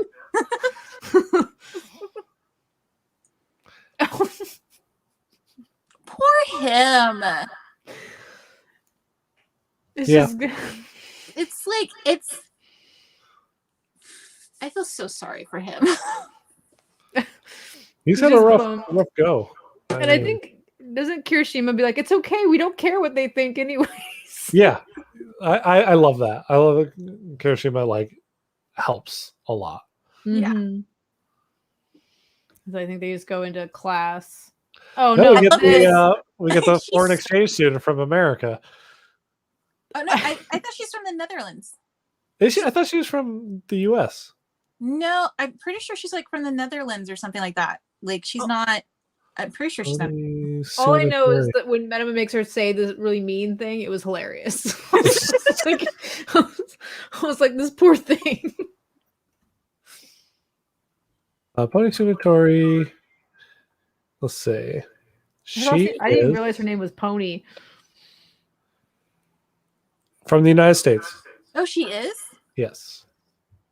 I thought she was from the Netherlands for some reason. I always thought I thought she was, because I remember it being funny that she's kind of like a cow or a pony. She has the horns, and I'm like, yeah, of course that's how they kind of see us Americans, like cowboys and cattle, like whatever. I don't know, like so they gave her that like whole like look. I just thought it was really funny. Sorry, Dan's like, he had to switch it back to sub because the dub made no sense. Yep. This is why I wore my Shinso shirt today. I was wondering. Because we got bulked up Shinso. I'm excited for the next season to see more of him too. I love that they kind of, it's funny too that we have a whole season in between this moment, because they talk about how, oh, this semester we're going to be training together. We're going to have some classes together, and we're going to get that in season 5. But they're talking about it at the end of season 3. So we have to get through all of season 4 to like see the resolution of just that one line that like they deliver during the scene. And Shinso. I can't think of him normally anymore, thanks to you, Mariana. What? Oh, what? Listen. My theory? No, it makes perfect sense. No, theory's great. He's adorable though. He is. Do you think he's holding it so he doesn't get whacked in the face with it? No, I think it's a comfort thing. I really do, because he's always messing with it. I like how they're all bored out of their mind though, because the principal's just talking and talking and talking and talking. He's talking about fur. Like the luster of his fur is gone. He's trying to make an analogy, but he's like just talking about luster of fur, and also like he's making fun of humans during this too. Which, hey, my theory. Just saying. But they do mention the work studies, which I liked that Mina and Froppy were the only ones that picked up on. I don't think I've ever noticed his fascination with Ojiro's tail. It's like it's in random like split moments that he's like got his tail in his hand, and it's so. And I don't think Ojiro ever says anything to him. Like he just. Oh, Denki. Denki's such a weirdo. It's an odd pair too, because it's like really. But I don't think, like, in my mind, in that scenario, if that's a common thing that happens, Denki isn't thinking of Ojiro as being a part of his tail. He's just thinking about the tail on its own. Like, Probably. not even considering the human that's attached to it. He's like, oh, there's my friend. And, like, he holds the tail and he starts petting it or whatever and just being weird. We kind of just get some, like, I think it's like a little bit of closure on why All Might came. I think we've already seen this scene a couple times too. Yeah. So, yeah. Because the principal's still talking at this point in time. Look, it's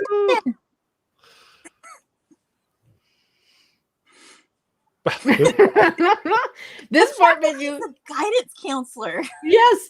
Yeah. The non-curricular guidance. So what does that mean? I think it's life. Like he's their life guidance counselor. Like Maybe it's like one of those, like, therapy dogs, you know, where you can kind of just pet them and tell them your story, but they won't actually respond back, you know?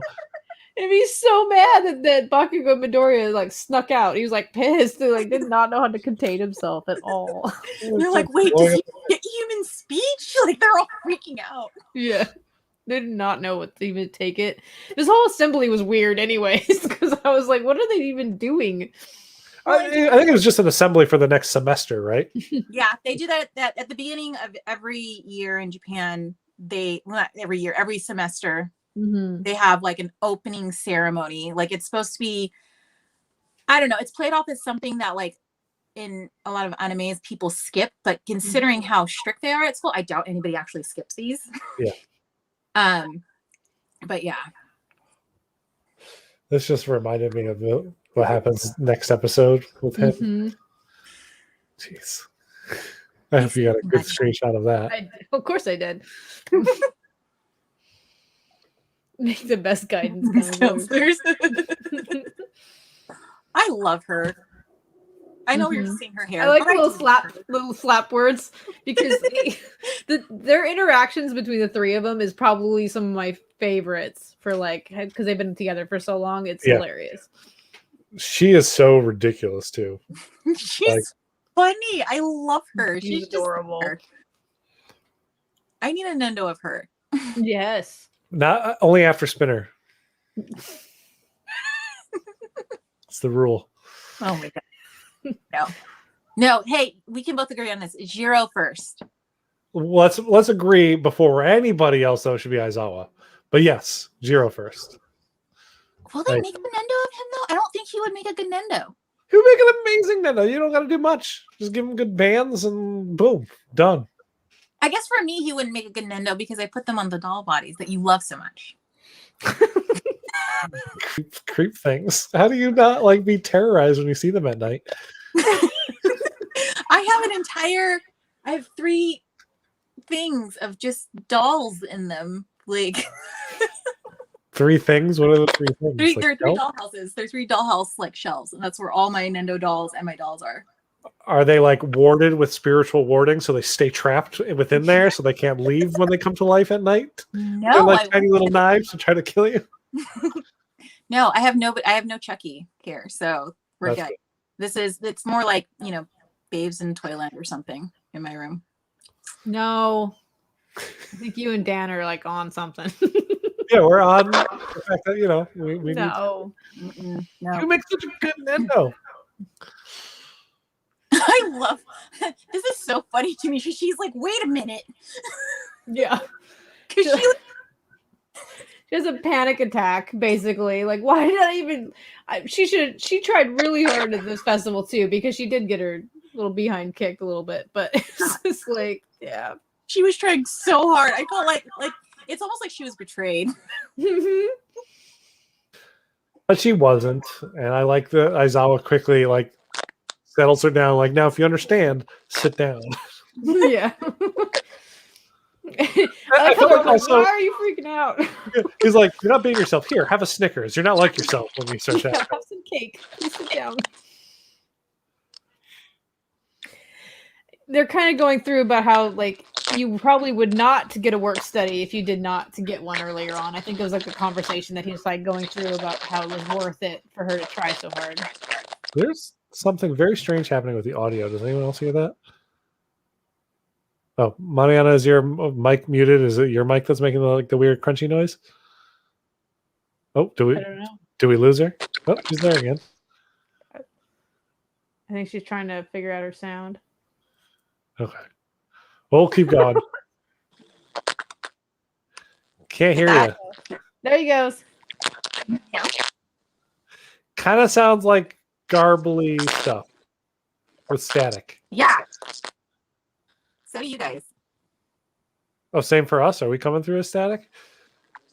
Oh. I hear Steph fine. Okay, wait. Should I leave and come back? Yeah, if you just disconnect and use that link again, you can jump right back in. Right, we'll wait for Mariana to come back. Yeah, we could kind of, I guess, we're at the end of almost this episode, right? No, because the end of this episode is the trash can. Mm-hmm. That's right. That's right. Mm-hmm. So you can go through a couple more of these. I think it's just like. I like he's just here to to teach English, but he's so present Mike about it. And I like that later on they're talking about the grammar. They're like, he always makes it so much more complicated. Like I get lost like really quickly if I don't get at things. Oh my goodness. That was funny. I don't know. Are you watching WandaVision, Steph? I've only seen the first episode. Okay. And that's only because I really wanted to watch it. And so I put it before a bunch of other stuff, but I need to watch some more. Yeah, you should watch soon because I have a feeling after this last episode, we're going to start to see a lot of spoilers kind of just like start popping up everywhere. So it'll be okay. Oh! She hasn't shown up yet. Okay. It's just a blank screen. So I was excited for 5 seconds. there she is. Looks maybe still frozen though. Am I working now? We can I can hear you. Your video isn't caught up to your audio, but I can hear you. Oh, nope, we lost her again. Oh, I love this part. Yeah. Wait, I love that he quickly turns it around on Deku too. Well, doesn't turn around. Like he probably was in charge of that area. Bakugo would not be lying about that part. He would have punched. Oh no, I know, but I also know like after seeing Bakugo cook during the summer stuff, like I feel like he's very good at like homebody stuff, like cooking and cleaning, and he's very diligent to the point where he takes it like super serious pride. Yeah. So like when he sees that, like I would never leave dust. What am I, some like child? Yeah. Then he yells at poor Deku, and Deku's like, "I'm sorry, look, I'll fix it." And then he starts like seeing them all like getting things, different classes, and a bunch of other stuff that he wasn't knowing what's going on. And I felt really bad that he was asking them like, "Hey, could you guys leave out your trash can or trash cans outside of your room?" But no one was even listening to him. I felt like so bad for him during that because they're like just talking about like the assembly or the class they had. Like, you know, President Mike was teaching English and they didn't understand what he was saying. But but I did. It's actually pretty funny. Like Bakugo should really like be the one in charge of the cleaning the place because they did listen to him when he was yelling at them. I realized too, and he's very efficient. So yes, yeah.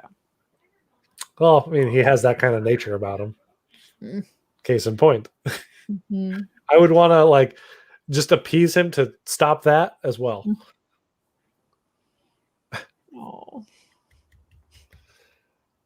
Just him putting his head on the trash, just like super bummed too. I was like, okay. I just like the first time because like I read the manga first for this particular scene and everything like that. And like the first time, like this head is just sticking out of the wall. I'm like, this is the most bizarre scene. What is even happening? And it wasn't until like you meet Mirio that I'm like, oh, I get it. But it's like, what a great introduction. And Mirio continues with this weird off-brand humor of his throughout his entire appearance every time he shows up in MHA. And it makes him such like a great endearing character because he's so bizarre but like sweet about it. I made the mistake when I saw him, and they later on, like I think it's next season too, they kind of go into how he was supposed to be successor and all that baloney. I almost like stopped liking him at some point. Oh, I was like, yeah. I was like, I don't know if I want to put that. Like, I already like my characters. Why are you adding more people into the mix? But he does grow on you. All three of them grow on you. So Yeah. I was actually really like, because so the first time they introduce him, you know, they do this and he's really kind of weird and off-putting, and then when they go into the story and like next season we get that whole sit down with All Might and like all the other kind of stuff that goes on about his story. I was really worried about like him, because there's a point where Deku, like basically in season 4, next season, as we're going to get to in the rewatch, offers up One for All, and I was really scared when that happened in the comic. I'm like, please don't accept this. Like, I got really worried and stressed out about it. But then like I think after that moment, that's when I really turned and really like loved Mirio, because his reaction to that, like, you know, we have a ways to get to that point in the rewatch, but okay, no, I thought Mariana was contacting me, but she's not, so hopefully we get her back.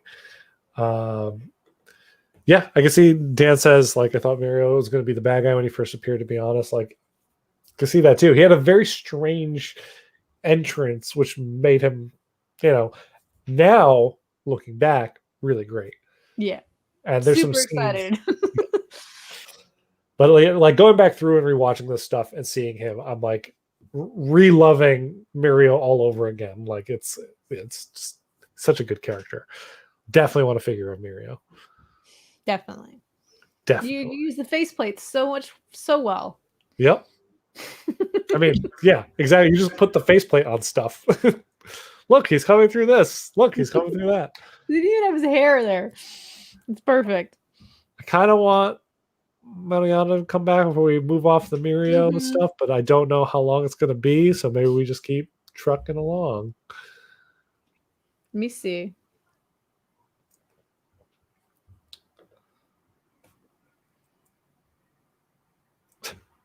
I'll leave it on that one. Dan says, I didn't trust him, but now he's one of my favorites. Yeah, I was worried that they were writing him in to be an escape for Deku, so they could say, oh, Deku got injured, now he can't be One for All anymore, so how he becomes the greatest hero is by giving his power to somebody else, yada yada, like something like that. Or like the fact that like his power is better, would have been better suited to this other person, whatever. But I don't even think Mirio would have taken it now. Like now knowing Mirio the way we know Mirio, I don't know if he would have taken the power given to him. Oh, Mariana's back. There she is. Hi. There we go. All right. Wow. Sounds good. Looks good. Perfect. I don't know what that was about, but my internet's just like, no, thank you. But hey, you're back just in time for trash, right? Tintin, I'm sorry. Like, I just can we all just discuss like how he literally just stole an iconic character's face? Yeah. I mean, he very much just like all of Tintin's look. And I think that's kind of why he gave him that crazy hairdo that he gave him. And the body, because like it's Well, yeah, because he's super tall, really jacked, and he kind of has a little bit of the Tintin hair, but they're like, no, throw a mullet on that shit. Like, take the Tintin hair, give him the party in the back. Perfect. So 80s. Hey, you know what though? 80s are back and big with these kids. Oh, he's so cool. We were just talking to say too. It's just like trash, right? He's not. It's funny because like when you first introduce him, like in this and like the next part when he first comes into the class, he's not very articulate, and then he goes and makes this huge speech, and I think Momo calls him on it and like, why didn't you just say that when you first came in? Like, why did it take you this long to get to the point? Which makes sense that Momo says it because she's super like, you know, articulate and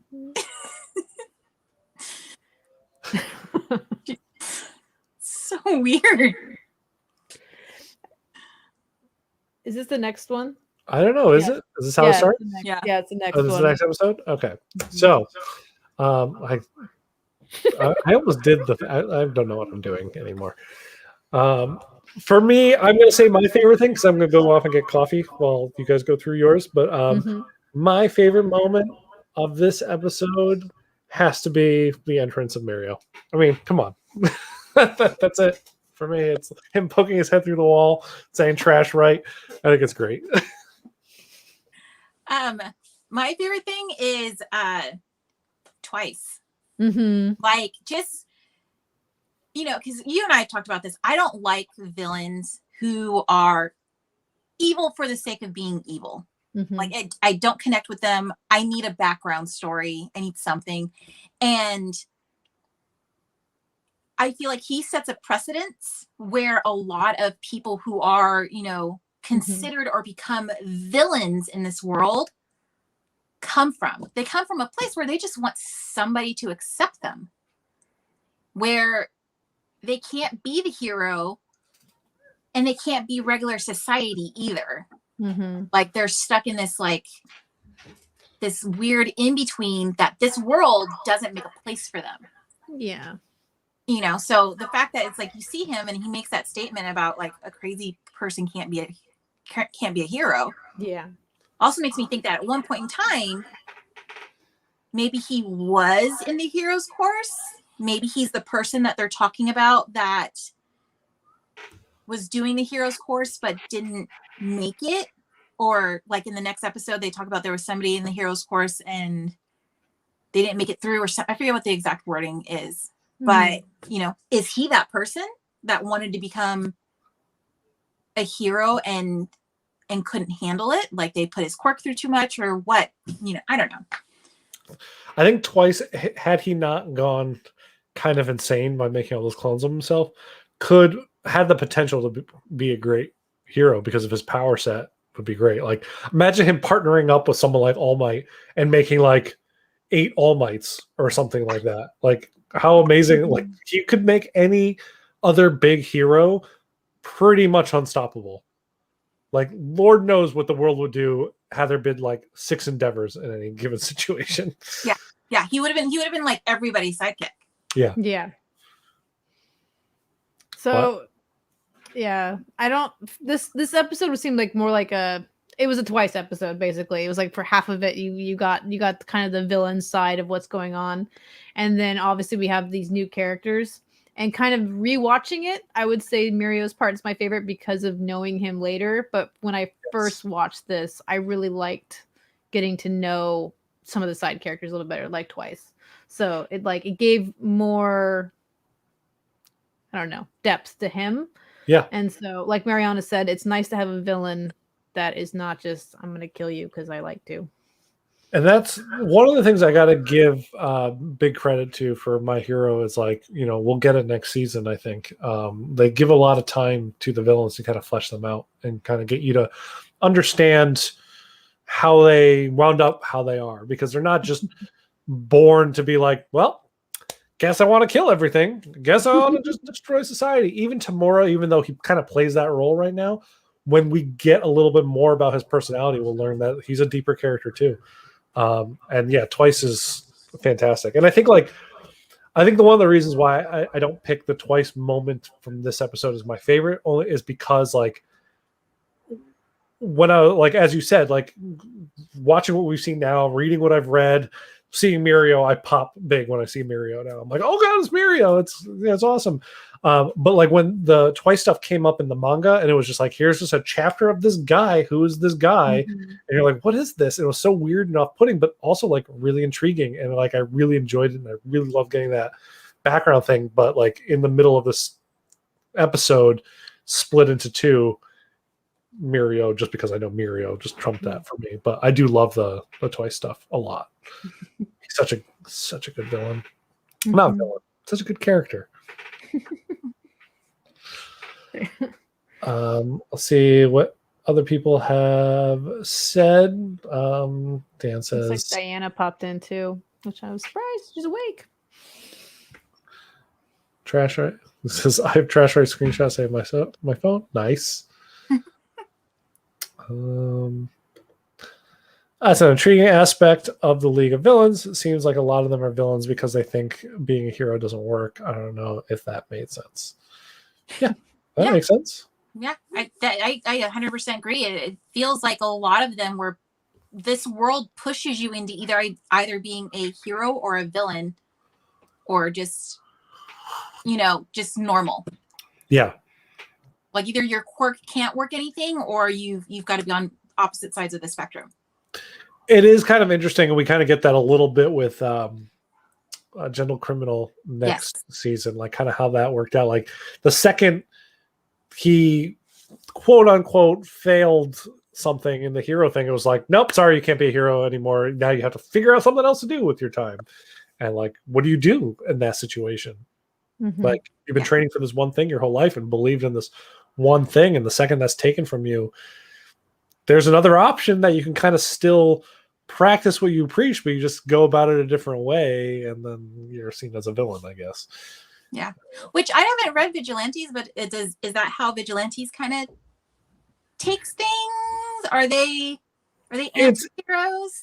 It's interesting how the vigilante stuff works. A lot of it is like with certain characters like Koichi, the main character, he just doesn't believe his powers would allow him to get into a hero course or anything like that. So he's kind of just like, it's like, my power is just whatever, but I want to, like, I love my town, so I just want to help to clean it up. So he's like, him being a vigilante, when you first meet Koichi, is like clean up trash and helping old ladies cross the street. Like that is the hero stuff that he's doing. Granted, big trouble comes to town and he has to like up his game, and that's when like he actually steps into really being a vigilante, and then he meets other vigilantes, which is different. It's not that, like, you'll have some vigilantes that were heroes that lost their powers, or but still want to be a hero in a way, but can't, on a like an actual official level, or it's kind of the same thing as Koichi, someone who like goes about it a different way, like, oh, I'm not really a hero, but I'm just trying to bring joy to people in a spectacle way. It's kind of seen as a hero. So it's interesting. It's not the same kind of thing, but it's interesting though, because everybody who is a vigilante that they've introduced is a vigilante for a different reason and has come at it in a different way. So I would say read it. You should read it. You know what? I think I got through like the first chapter, and but then Promise Neverland was like coming up, and so I wanted to catch up reading with that because I don't have all the manga. Vigilante, I will say it took a while for me to get like hooked. It starts off slow, as most things do, because you're getting introduced to characters. I think once Vigilantes starts introducing like, oh, hey, here's going to be the 5 chapters that Ingenium, Ida's brother is like featured in it. And then here's where we're going to start introducing Aizawa as like a starring role in this. Like once you start getting like characters that but were like in their past, and like you meet like younger Stain and kind of stuff like that. Like once that stuff starts getting sprinkled in, you're like, oh wow, okay, so we're actually starting to explore the world I already know, but from a completely different. That's when it starts to get really excited. And I got like hooked. But I can see that. I mean, I'm not reading Promised Neverland, but watching it, I can see the draw to needing to read that next. They skip a whole arc. What? They skipped a whole arc in the anime? Oh wow. I wonder if they'll go, but sometimes they kind of fit that in somewhere. Yeah. Well, we'll see. Well, speaking of Vigilantes, Dan says, it's so good, I gotta continue. Knuckle Duster is a fucking badass. Knuckle Duster is a fucking badass. I like the name.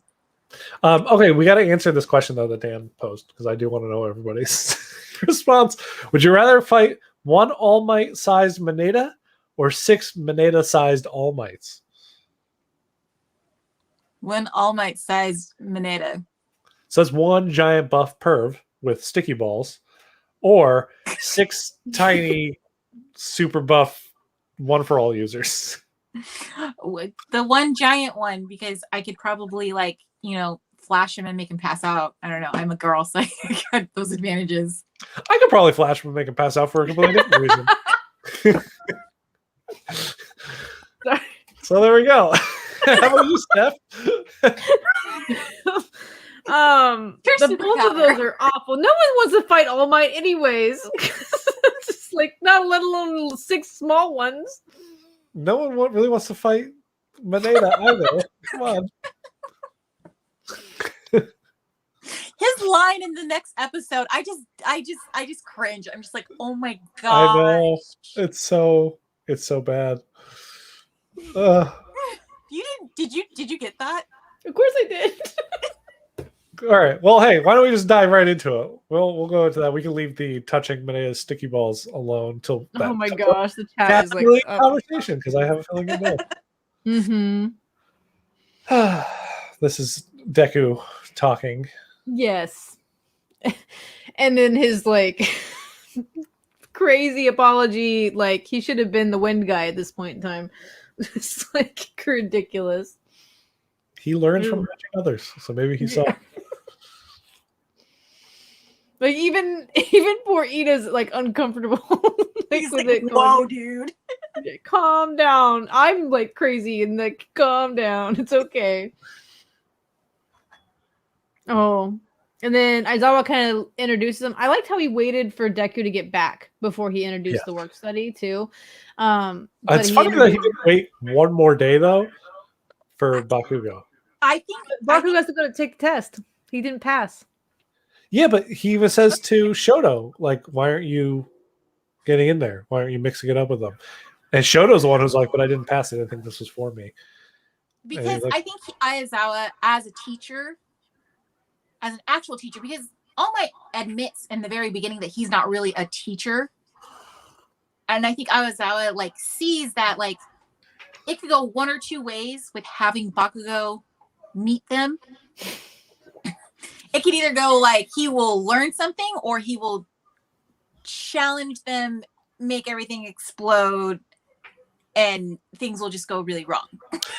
But also don't forget, like, no one knew that Mirio was gonna be like, hey, why don't you just all fight me right now? Like, was gonna happen. So like Aizawa was just like, whatever you think is best, sure, whatever.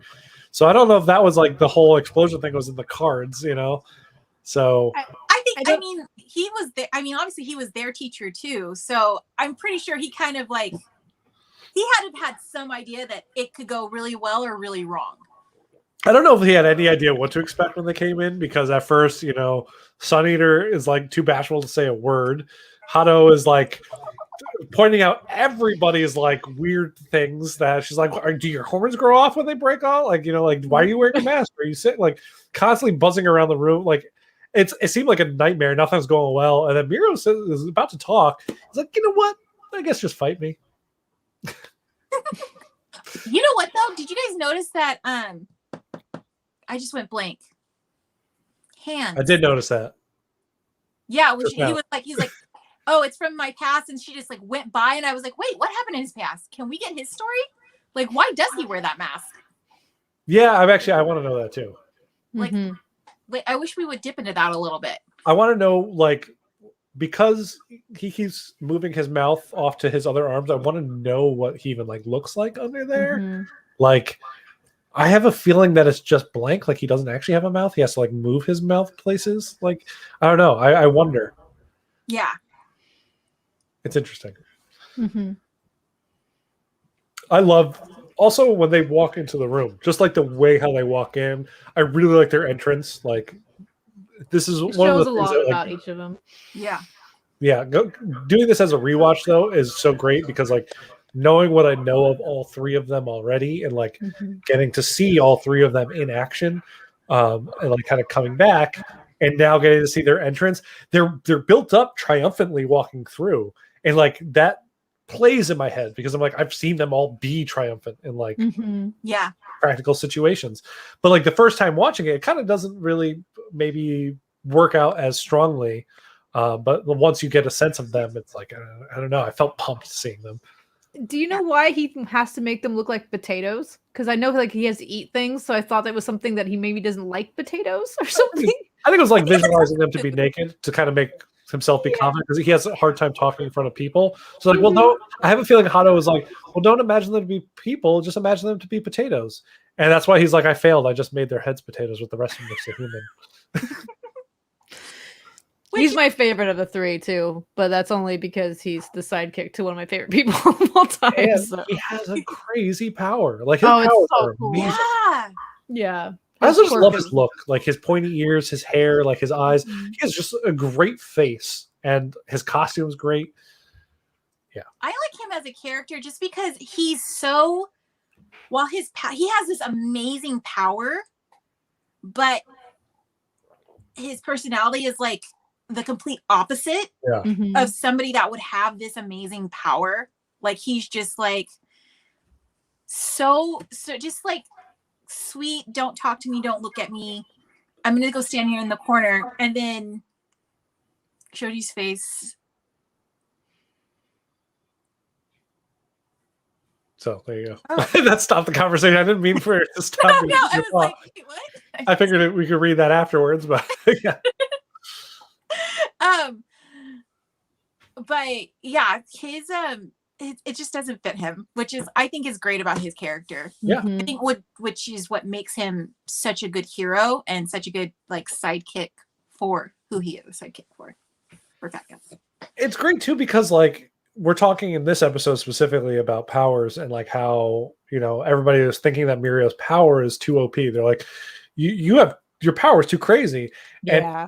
He's even saying, he's like, Sun Eater's even like going off on the side. It's like, if you're thinking that, then you're missing the whole point. It's not his power that's great. It's the way how he uses it and trained it. However, that said, he does have a great power, Sun Eater, and like it's his personality that makes him not be like all flashy, because his power could stand on toe to toe with like the flashy ones, like I think with Shoto or Bakugo, or like the kids that have like the great big explosive powers that like, oh my god, you'd be in wow and awe over it. But it's because of his shy nature and like his like self-doubt that he's not that flashy that person, but he does have this great big power.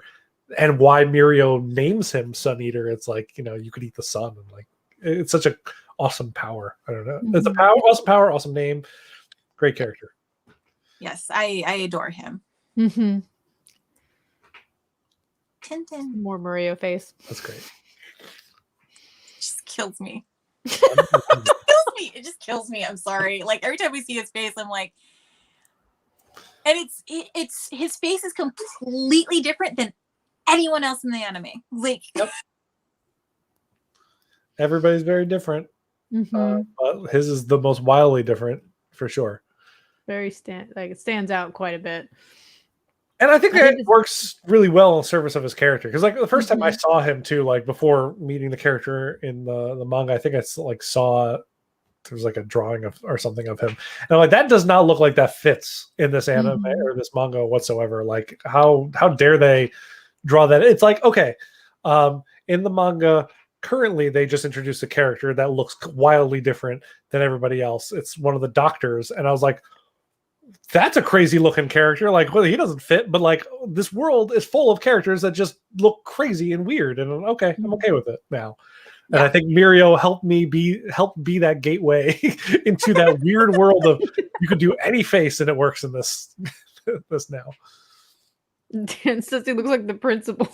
Yep, it's true. He does. And I think actually Dan said during the last episode, where he actually thought the first time he saw Mirio that it was the principal's human form, which I thought was really interesting. oh, That would be a twist. that would be would be. that would be interesting. That would be It would She's be so great. cute. It's just like they're all excited too because they all want to be top heroes, so they're excited to meet all these people. And I think this is the part where they get like, oh oh god, my god, this kid. Like, He's staring into your soul right now. I didn't get the shots after this where he like basically like goes from head to shoes on. Oh, good. You got Yeah. him drooling on the desk, like. Oh, of course I did. Okay, good. oh my Yep. gosh, that is just like, I know how is people he like ever that. going to be here? I need, we've all kind of discussed that, like, at some point there's going to be a time skip in this, and I am wildly curious if he's going to give him some sort of personality. I have a feeling that so we do see him get, like, we're gonna cover the movie coming up actually very soon. The first one, and we get to see a heroic moment from him, and it's because it's propelled by Denki basically promising him a harem. But I have a feeling that like if they do a time jump or something like that, and he actually is a hero, it's because he gets a girlfriend that that like kind of beats him into being a normal human being, like a very domineering girlfriend that basically anytime he starts to be perverted or something like Kendo. A girlfriend like Kendo would be perfect for him, that someone just like gives him the chop or something like that. Not that Kendo would ever put up with this, nor should she, nor should anybody put up with this.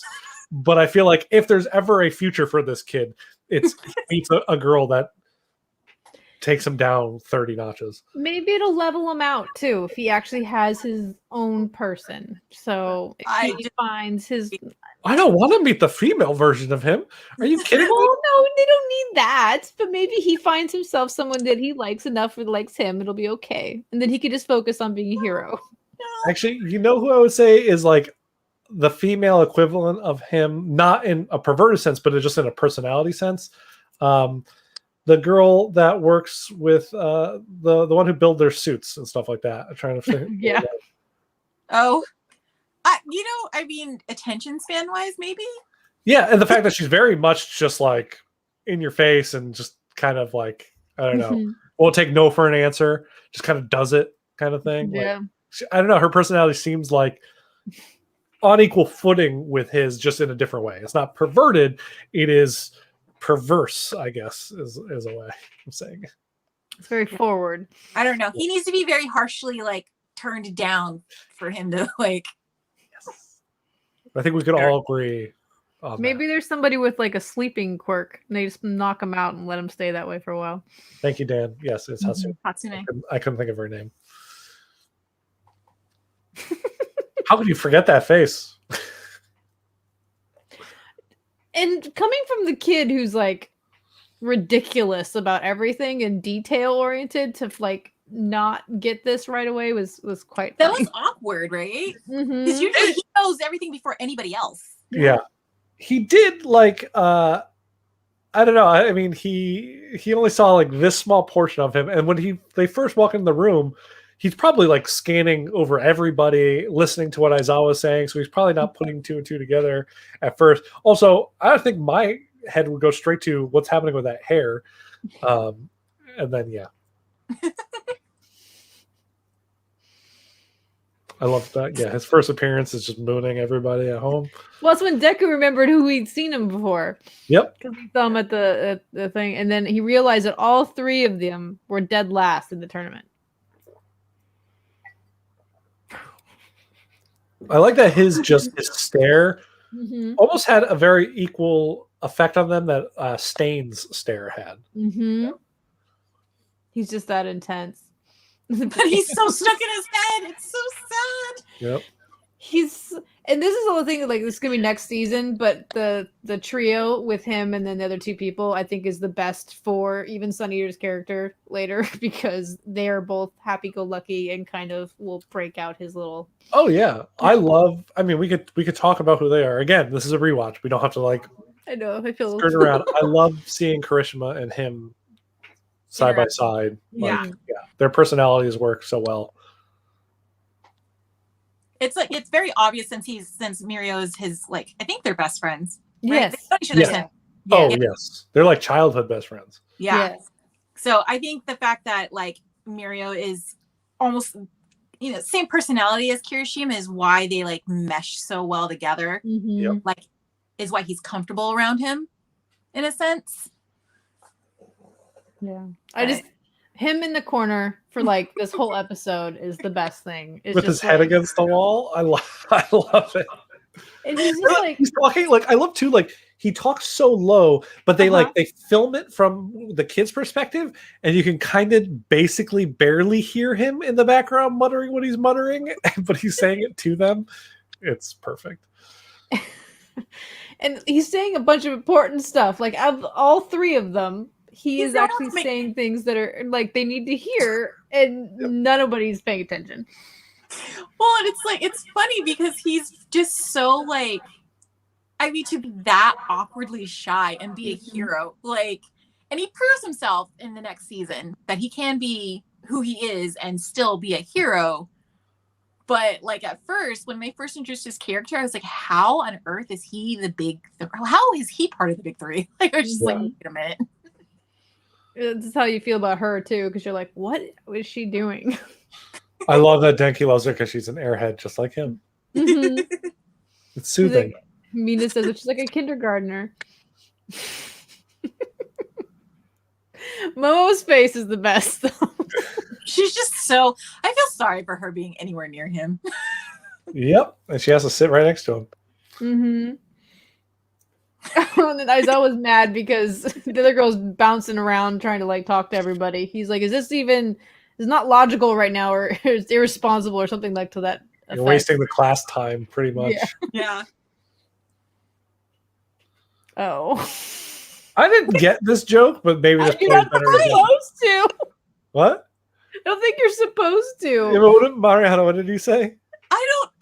I like didn't get it either. I was like, wait, did I miss the joke? And I remember, just because we're watching in subtitles, so I like went back like 3 times to try to like read it. And I was like, wait, I still don't get it. And I felt so lost. Which is great because everybody else reacted the exact same way. Well, I guess they were supposed to say grim. Yeah. And I'm like, and then he was going to answer with something else, but I don't know. And then he's like, okay, you guys are just going to fight me now. I love, though, that he also has similar scars on his arms to Deku. Mm-hmm. Yes. Mm-hmm. One of my favorite things is like, I don't know, I felt like a kinship just seeing that between him and our hero that we're following in the story. Yeah. Well, it makes you think like, he looked like he was pretty like buff that first semester. Yeah. Mm-hmm. But at the same time, I feel like to get to where he is, he definitely went through like some trial and error. Mm-hmm. Oh, yeah. To develop his Mirio, quirk. I feel like messed up a whole bunch. And with his quirk, he's lucky that His limbs. yeah, he doesn't like lose like a leg or something like that in a wall. Mhm. Like he's lucky that the wall will just repel him instead of being like, no, we just cut it off at this point. Because could you imagine the fear of the first time you sink into the ground and then the first like what if you need to like get out? Like this is one of the things I always kind of feared about like Shadowcat's powers from the X-Men. It's like if you're Kitty Pryde and you find yourself in something, but you can't get out because as he even says, like you can't walk, you can't touch, there's nothing you can do, you can't see, hear, or anything because you're intangible all the way through. Like if you got to become solid, imagine becoming solid in a wall. Like I feel like movies have taught me that you will then just become like solid inside that wall and you die instantly. But well, didn't he say he can't breathe either? Yeah. Everything flows. Yep. So it's like the amount of concentration is what I mean. And I wonder if just Deku notices it or if everybody realizes like what it takes to have his quirk. I think Deku explains it out loud, and then that kind of makes everybody else kind of dawn on it. But it makes me think if Shoto was actually out there fighting, he would kind of figure it out too. And Bakugo the same way, because they're kind of a little bit more instinctual and they can kind of figure that out. But I believe like Deku like says it out loud, and even Kirishima's like, oh, great, thanks for explaining that. Because they even say Deku's always good for this kind of thing. Yeah. I like that even like I like post like house arrest Deku or something. Yeah, something to that regard. This part, what is she doing to her? And the whole time Mina's like, please stop. Please stop. Don't She's do this. being polite because it's their older like senpai. Senpai, yeah. Nice, yeah. Oh, and then they're like, I think this is when like Sun Eater says, like, you guys are gonna get like beat up, and then you're gonna ruin their chances of wanting to be heroes or something to that regard. And then like Kirishima like steps up. He's like, we fought villains and like we're really cool, so we're gonna be fine. It's crazy. Yeah. There's just a bunch of lots of Mirio. Oh, and then Deku volunteers first. Of course he does. Like, doesn't he look like? I think this is where like a lot of artists got the whole like villain Deku. I feel like this is when you start to see a lot of those fan arts because like this, he looks like he does not look like himself at all. It looks just like the statue I got last week. Cool. There. Over there. Yeah, yeah, possibly. I mean, because we're seeing there's a fine line to walk between confidence and the air of looking like a villain. I think, like, because sometimes if you look just overly confident, like Bakugo, you come across as looking like you're calculating and cold and all that kind of thing. And I think that's kind of this right here. This is like Deku in his battle stance. He's ready to go, and he's confident. He's kind of like planning out his next move. So it can easily be kind of seen, I guess, in like a nefarious looking way. But I like that he's also going to do this to calculate how far ahead this random person is compared to him. He wants to see what's going on. Yep. Yeah. So it's almost like a test drive for everybody else, which also gets them all pumped up. Which I think Sero like pumps his arms like in like it's like reload almost. I was like, really? When he like throws them around. This line too, I hear it in like a Western accent, like, thanks for showing us this kindness. I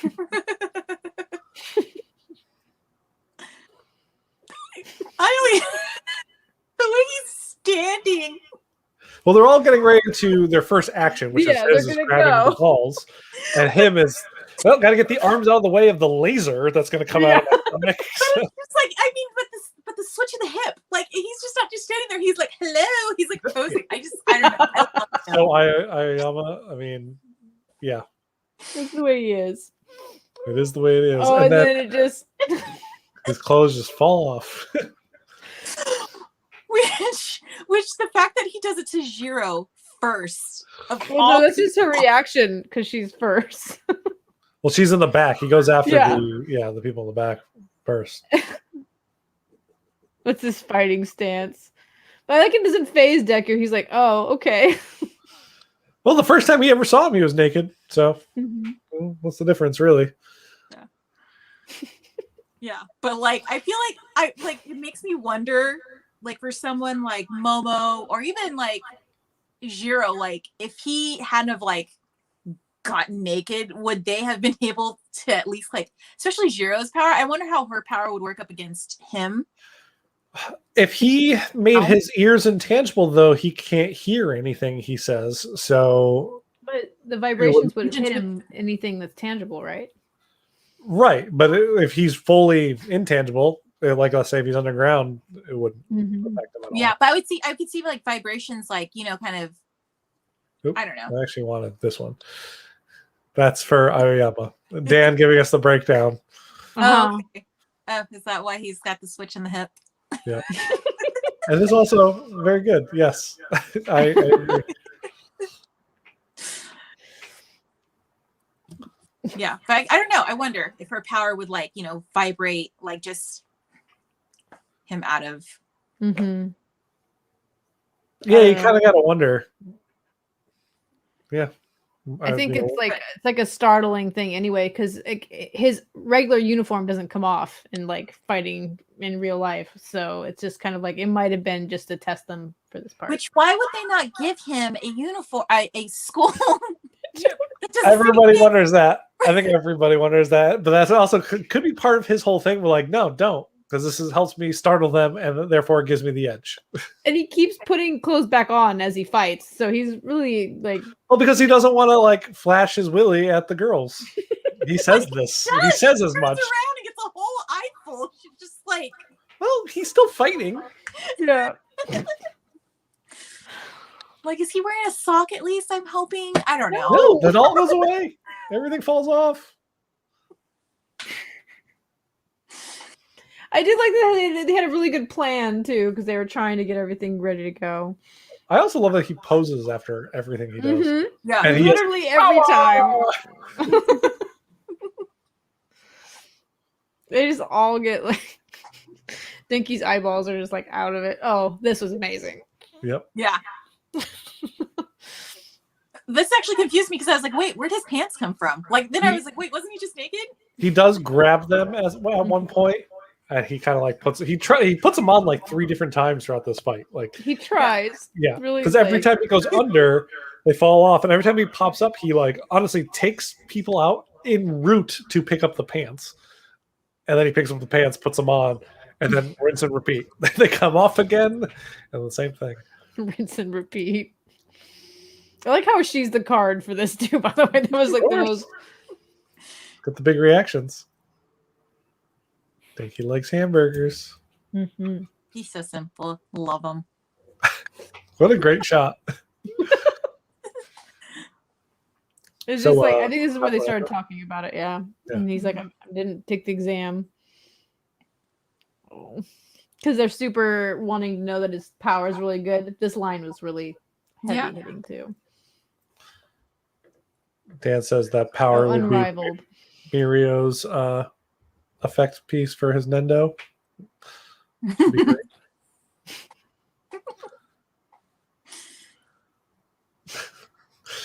This is after he explains how, like, basically his theory of how he's getting from place to place. Yeah.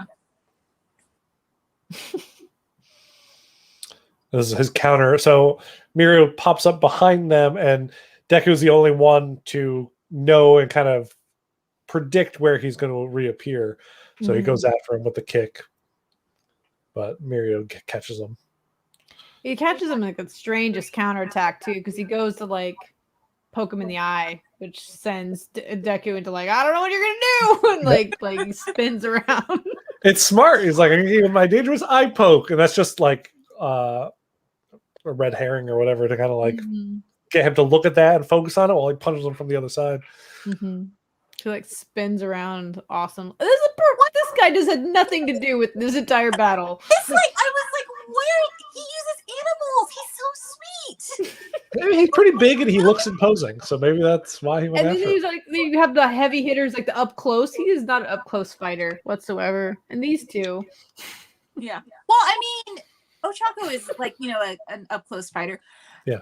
But this is my thing. Like, if I was the Invisible Girl and I saw what he did, I would have just, stripped. yeah.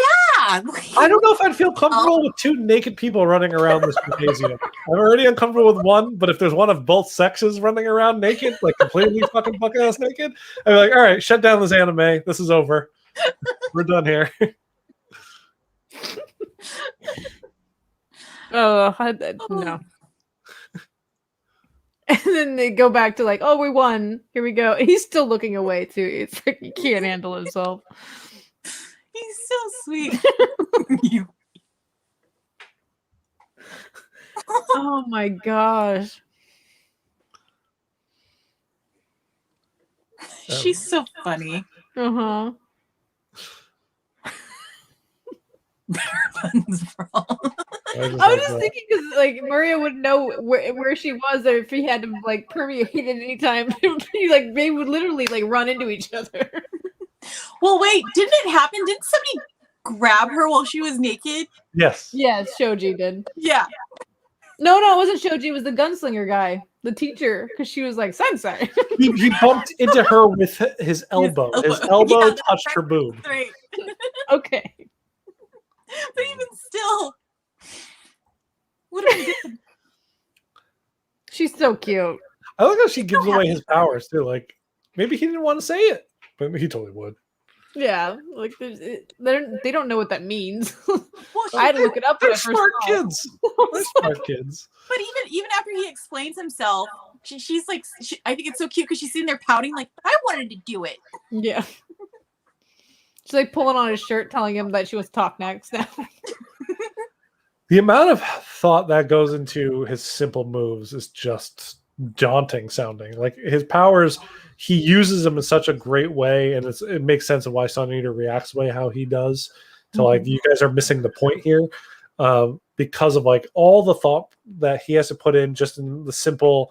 Okay, I'm going to let you go through my head, but keep my legs tangible so that way I don't fall into the ground and yada yada yada. Like, yeah, it's cool. I like he's like. He like thumps himself in the head. Like that looks like it hurts. But I like that he uses the word like predictions because we know who his mentor is, and this is like very much so talking akin to like how they are. It's very I love that part. So. I feel like that also played into why he wanted to be a part of Night Eye's agency. Like he knows what he needs to work on, and here's this guy who that's his entire quirk, so it's perfect. Yeah. Yeah. And because like he even says that the work study changed him for everything else because he didn't know what he needed to do. That's the part where she made the handcuff appear. Yeah. I think I think I get what you're saying, Dan.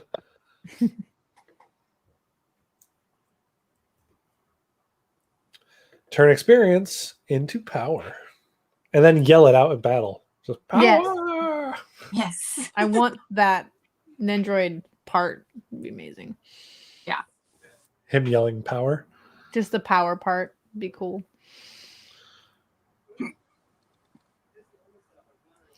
I like how she gets to talk quite a bit the last few episodes. Like whenever they have something going on, like she's the spokesperson now for everything.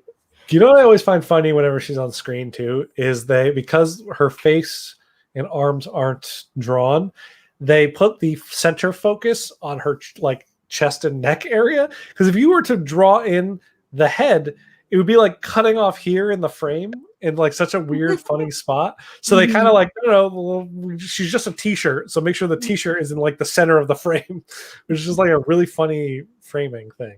Mm-hmm. Yeah. I'm still confused why she's just flat out like invisible. Like, did she just disappear one day when she was 4 and her parents couldn't find her? Like, yeah, I'm very curious about her quirk. Like, is it she just can't control it yet, or can't she control it and she's hiding it? I don't know. I feel like this is my own personal prediction. I feel like she can't control it yet, but I feel like if we are given the 3 years of learning with the kids, which I doubt we're going to get the 3 years of school with the kids, that we would see her like learn how to, because if she can refract light to make blinding light, like we saw this season, she would find a way to basically make the rest of her visible again. Yeah, because once she gets control over the visual spectrum, then that she could do a whole lot of things. I was kind of thinking that maybe she's actually really shy. That could be. Being invisible gives her the ability to be more outgoing. And so that's like just her own secret. I don't know. I would really love for her to actually appear one day. I feel like she will. That's based on nothing, but I feel like she will. I do like that they asked, like, do we even need to be there? Mario could have gone by himself, like, did everything, because they're like, well, we're just like hanging out. But well, I love. She was glad just to be there, though. She's like, hey, I got to poke that girl's antenna for like 10 minutes. It was great. I got to ask a bunch of questions. This is just like him talking about how Deku's the person that he finds most interesting in class, which is good because they're a good little combo later on too. And he was like, I think Sir would really like him. Which is funny because Sir does not like him. Well, hey, we were talking when you were off camera for a little bit. When Mirio first showed up, I think a lot of us actually all had diverse opinions on him, and not a lot of us liked him at the beginning. And it's one of those things where a character kind of have to, get to know a character before you either fall in love with them or make opinion on them. So, same thing with Sir Night Eye, clearly. Yes. Yeah. I mean, that basically takes like the gist of the season, though, for them to really. I think he admits to liking him when he's on his deathbed. Yeah. So, Yeah, because I think after a while he went and made that choice, which he made that choice for All Might, but then he decided that that choice was also for himself too. So Yeah. he didn't want to make another choice, didn't want another kid, didn't want anybody else to do it. So Yeah. I feel for Night Eye. Oh, and then there's Bakugo yelling about trash. Trash. At least he thanks them. But I think it's funny because they're coming out with like giant bags of trash, and he's just Dude, like, Minetta's bag of trash was ridiculous, and I was like, It's just crunchy socks. That's all I it was is. not gonna go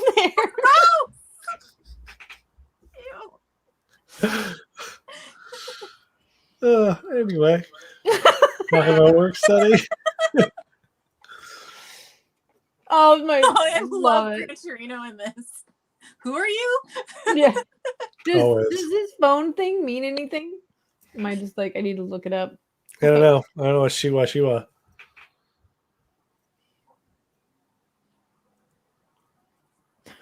I think he's like, so I can't take care of you. He's like, I can't babysit you right now, dude. Like, Yeah. I don't know. Go find somebody else. Talk to the guy who said he was gonna like devote his life to you. I like how he doesn't The guy even want who- to call All Might first. He's gonna call Gran Torino no matter what. And this is also because he was like, I need to follow the rules. Yeah. But like, also, I don't know, dude. Look at your wall. Maybe the answer's right Right? there. I always thought that was so funny because he's literally asking somebody else for help, and like he's got this shrine. Of the Yeah. greatest hero, like the world's #1 hero, and like he has that dude's text number and he responds. Why wouldn't you ask him?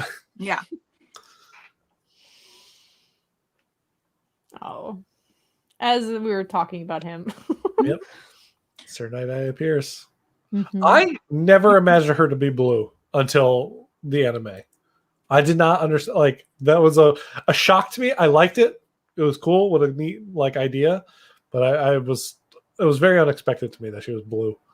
I didn't expect her top to be as short as it was. I did not expect that either. I thought it was like part of the costume, not her skin. Yes. I was just like, when I like looked at it and I was like, wait a minute. And then the next season I'm like, that's an interesting top to wear to fight people in. But okay.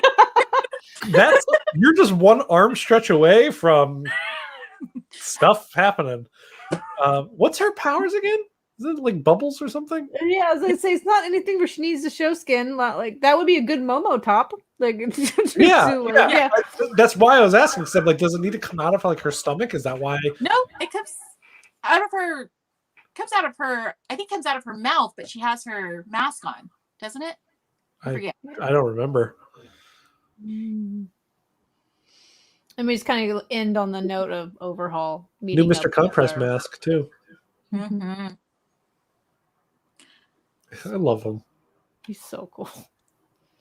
I also like seeing that every time I see Tamura, I'm just like, dude, that guy's got a great look.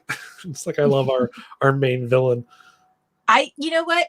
I will say that I like him with the hands on. Once he takes the hands off, I'm just like, chapstick. I like him like later in the manga with the handoff kind of stuff, because like I feel like his look has changed a lot. You know, there's I don't know interesting stuff, but yeah, no, I mean the hand is very iconic in a way, but eventually, yeah, he becomes a different character, so it's interesting. Yeah, to be continued. Season 4. There it is. All right, guys. Favorite moment of this episode. You want me to go first? Yeah.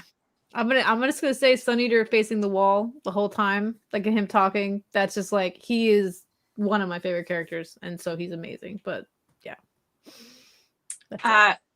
Mine is Jiro's like reaction to Mariopi.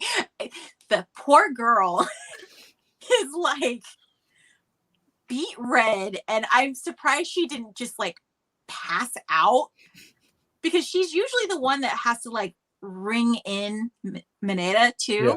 Yeah. Like, so you could tell that she's like not okay with that.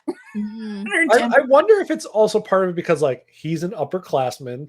He is someone that they look up to, and also he's like big buff blonde dude, maybe she was kind of into it a little bit, and then all of a sudden he's now naked, and he's like, okay, I wasn't ready for this. This is too far, too fast, too much. What's going on? Just like, yeah, her, like, everybody's just like, oh, but she is beat red, and like it looks like she's gonna pass out. Yeah. It's quite startling, and they even have Aizawa there who's just like letting it happen. So He's naked, it's fine. Happens all the time. This is a Monday. Yep. Regular occurrence. Kids be naked, you know.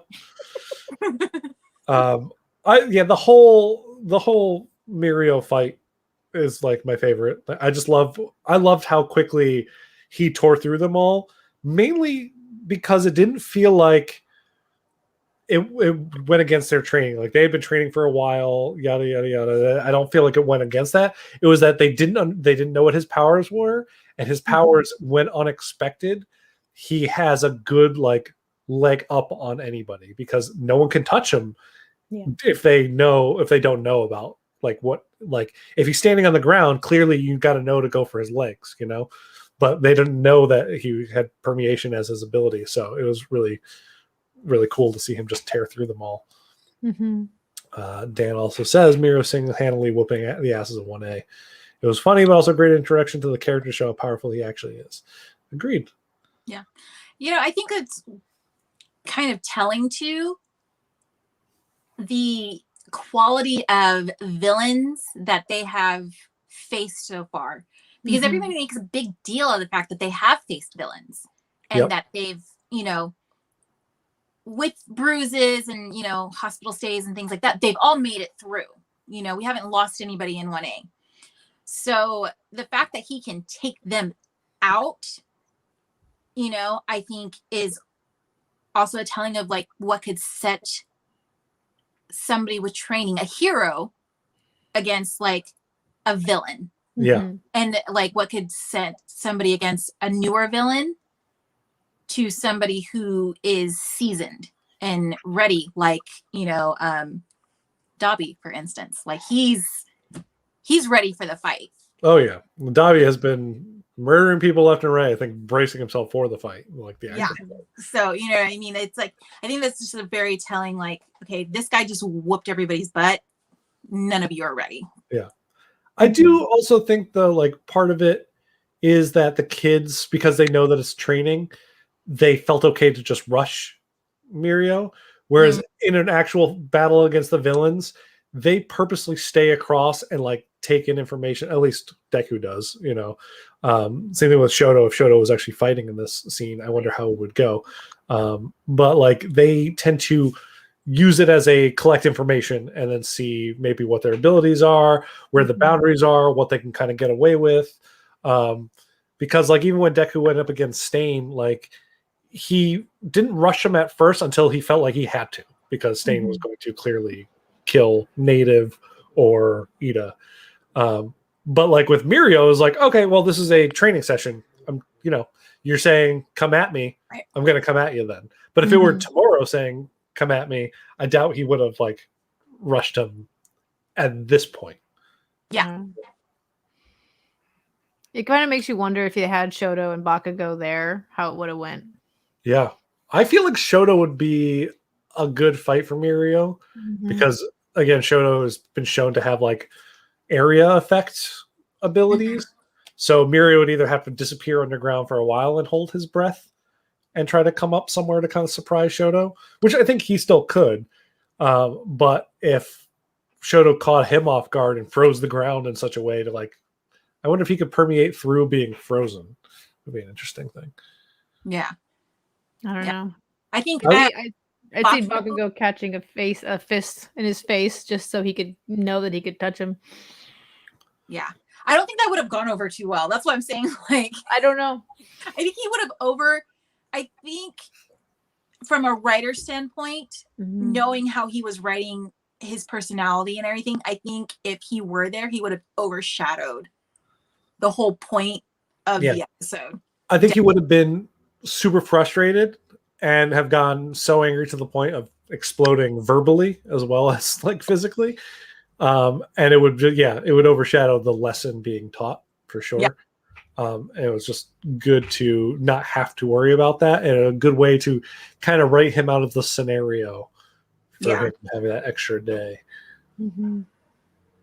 So, well, that does it for season 3 of Mhm. My Hero Academia. We have one more season left to go before we're all completely caught up and ready for March with our rewatch. So we are going to, Steph, I think we talked about taking next week off, Mhm. returning the following weekend to do the standalone episode that we skipped this season, I think is episode 58, I think. Yes. And then also doing the movie. So like we'll do those two together. Mhm. And then we'll take another week off after that and then come back to begin season 4. So next week, no show. In 2 weeks, show, unless I haven't looked at the calendar, unless that's like Valentine's Day or something like that. I just don't want to like do it on like that night. I don't think it is. I think that's on a Sunday. Mhm. Okay, perfect. So that's the plan as it stands, and we'll keep you guys updated if anything changes. Mhm. Mariana, thank you so much for joining us this evening. Great to have Thank you guys on. for having me. Mhm. And we will continue to bring special guests in, and if you're welcome, if you want to come back, we would love to have you back on again in season 4. Mhm. We'll have to pick out some episodes to have people back on. We should discuss if we like maybe bring somebody in for the movie one too, although I think maybe I don't know, we'll talk about that afterwards. But yeah, so all right guys, anybody else got anything to add or say? Have a good night. Perfect. All right, guys.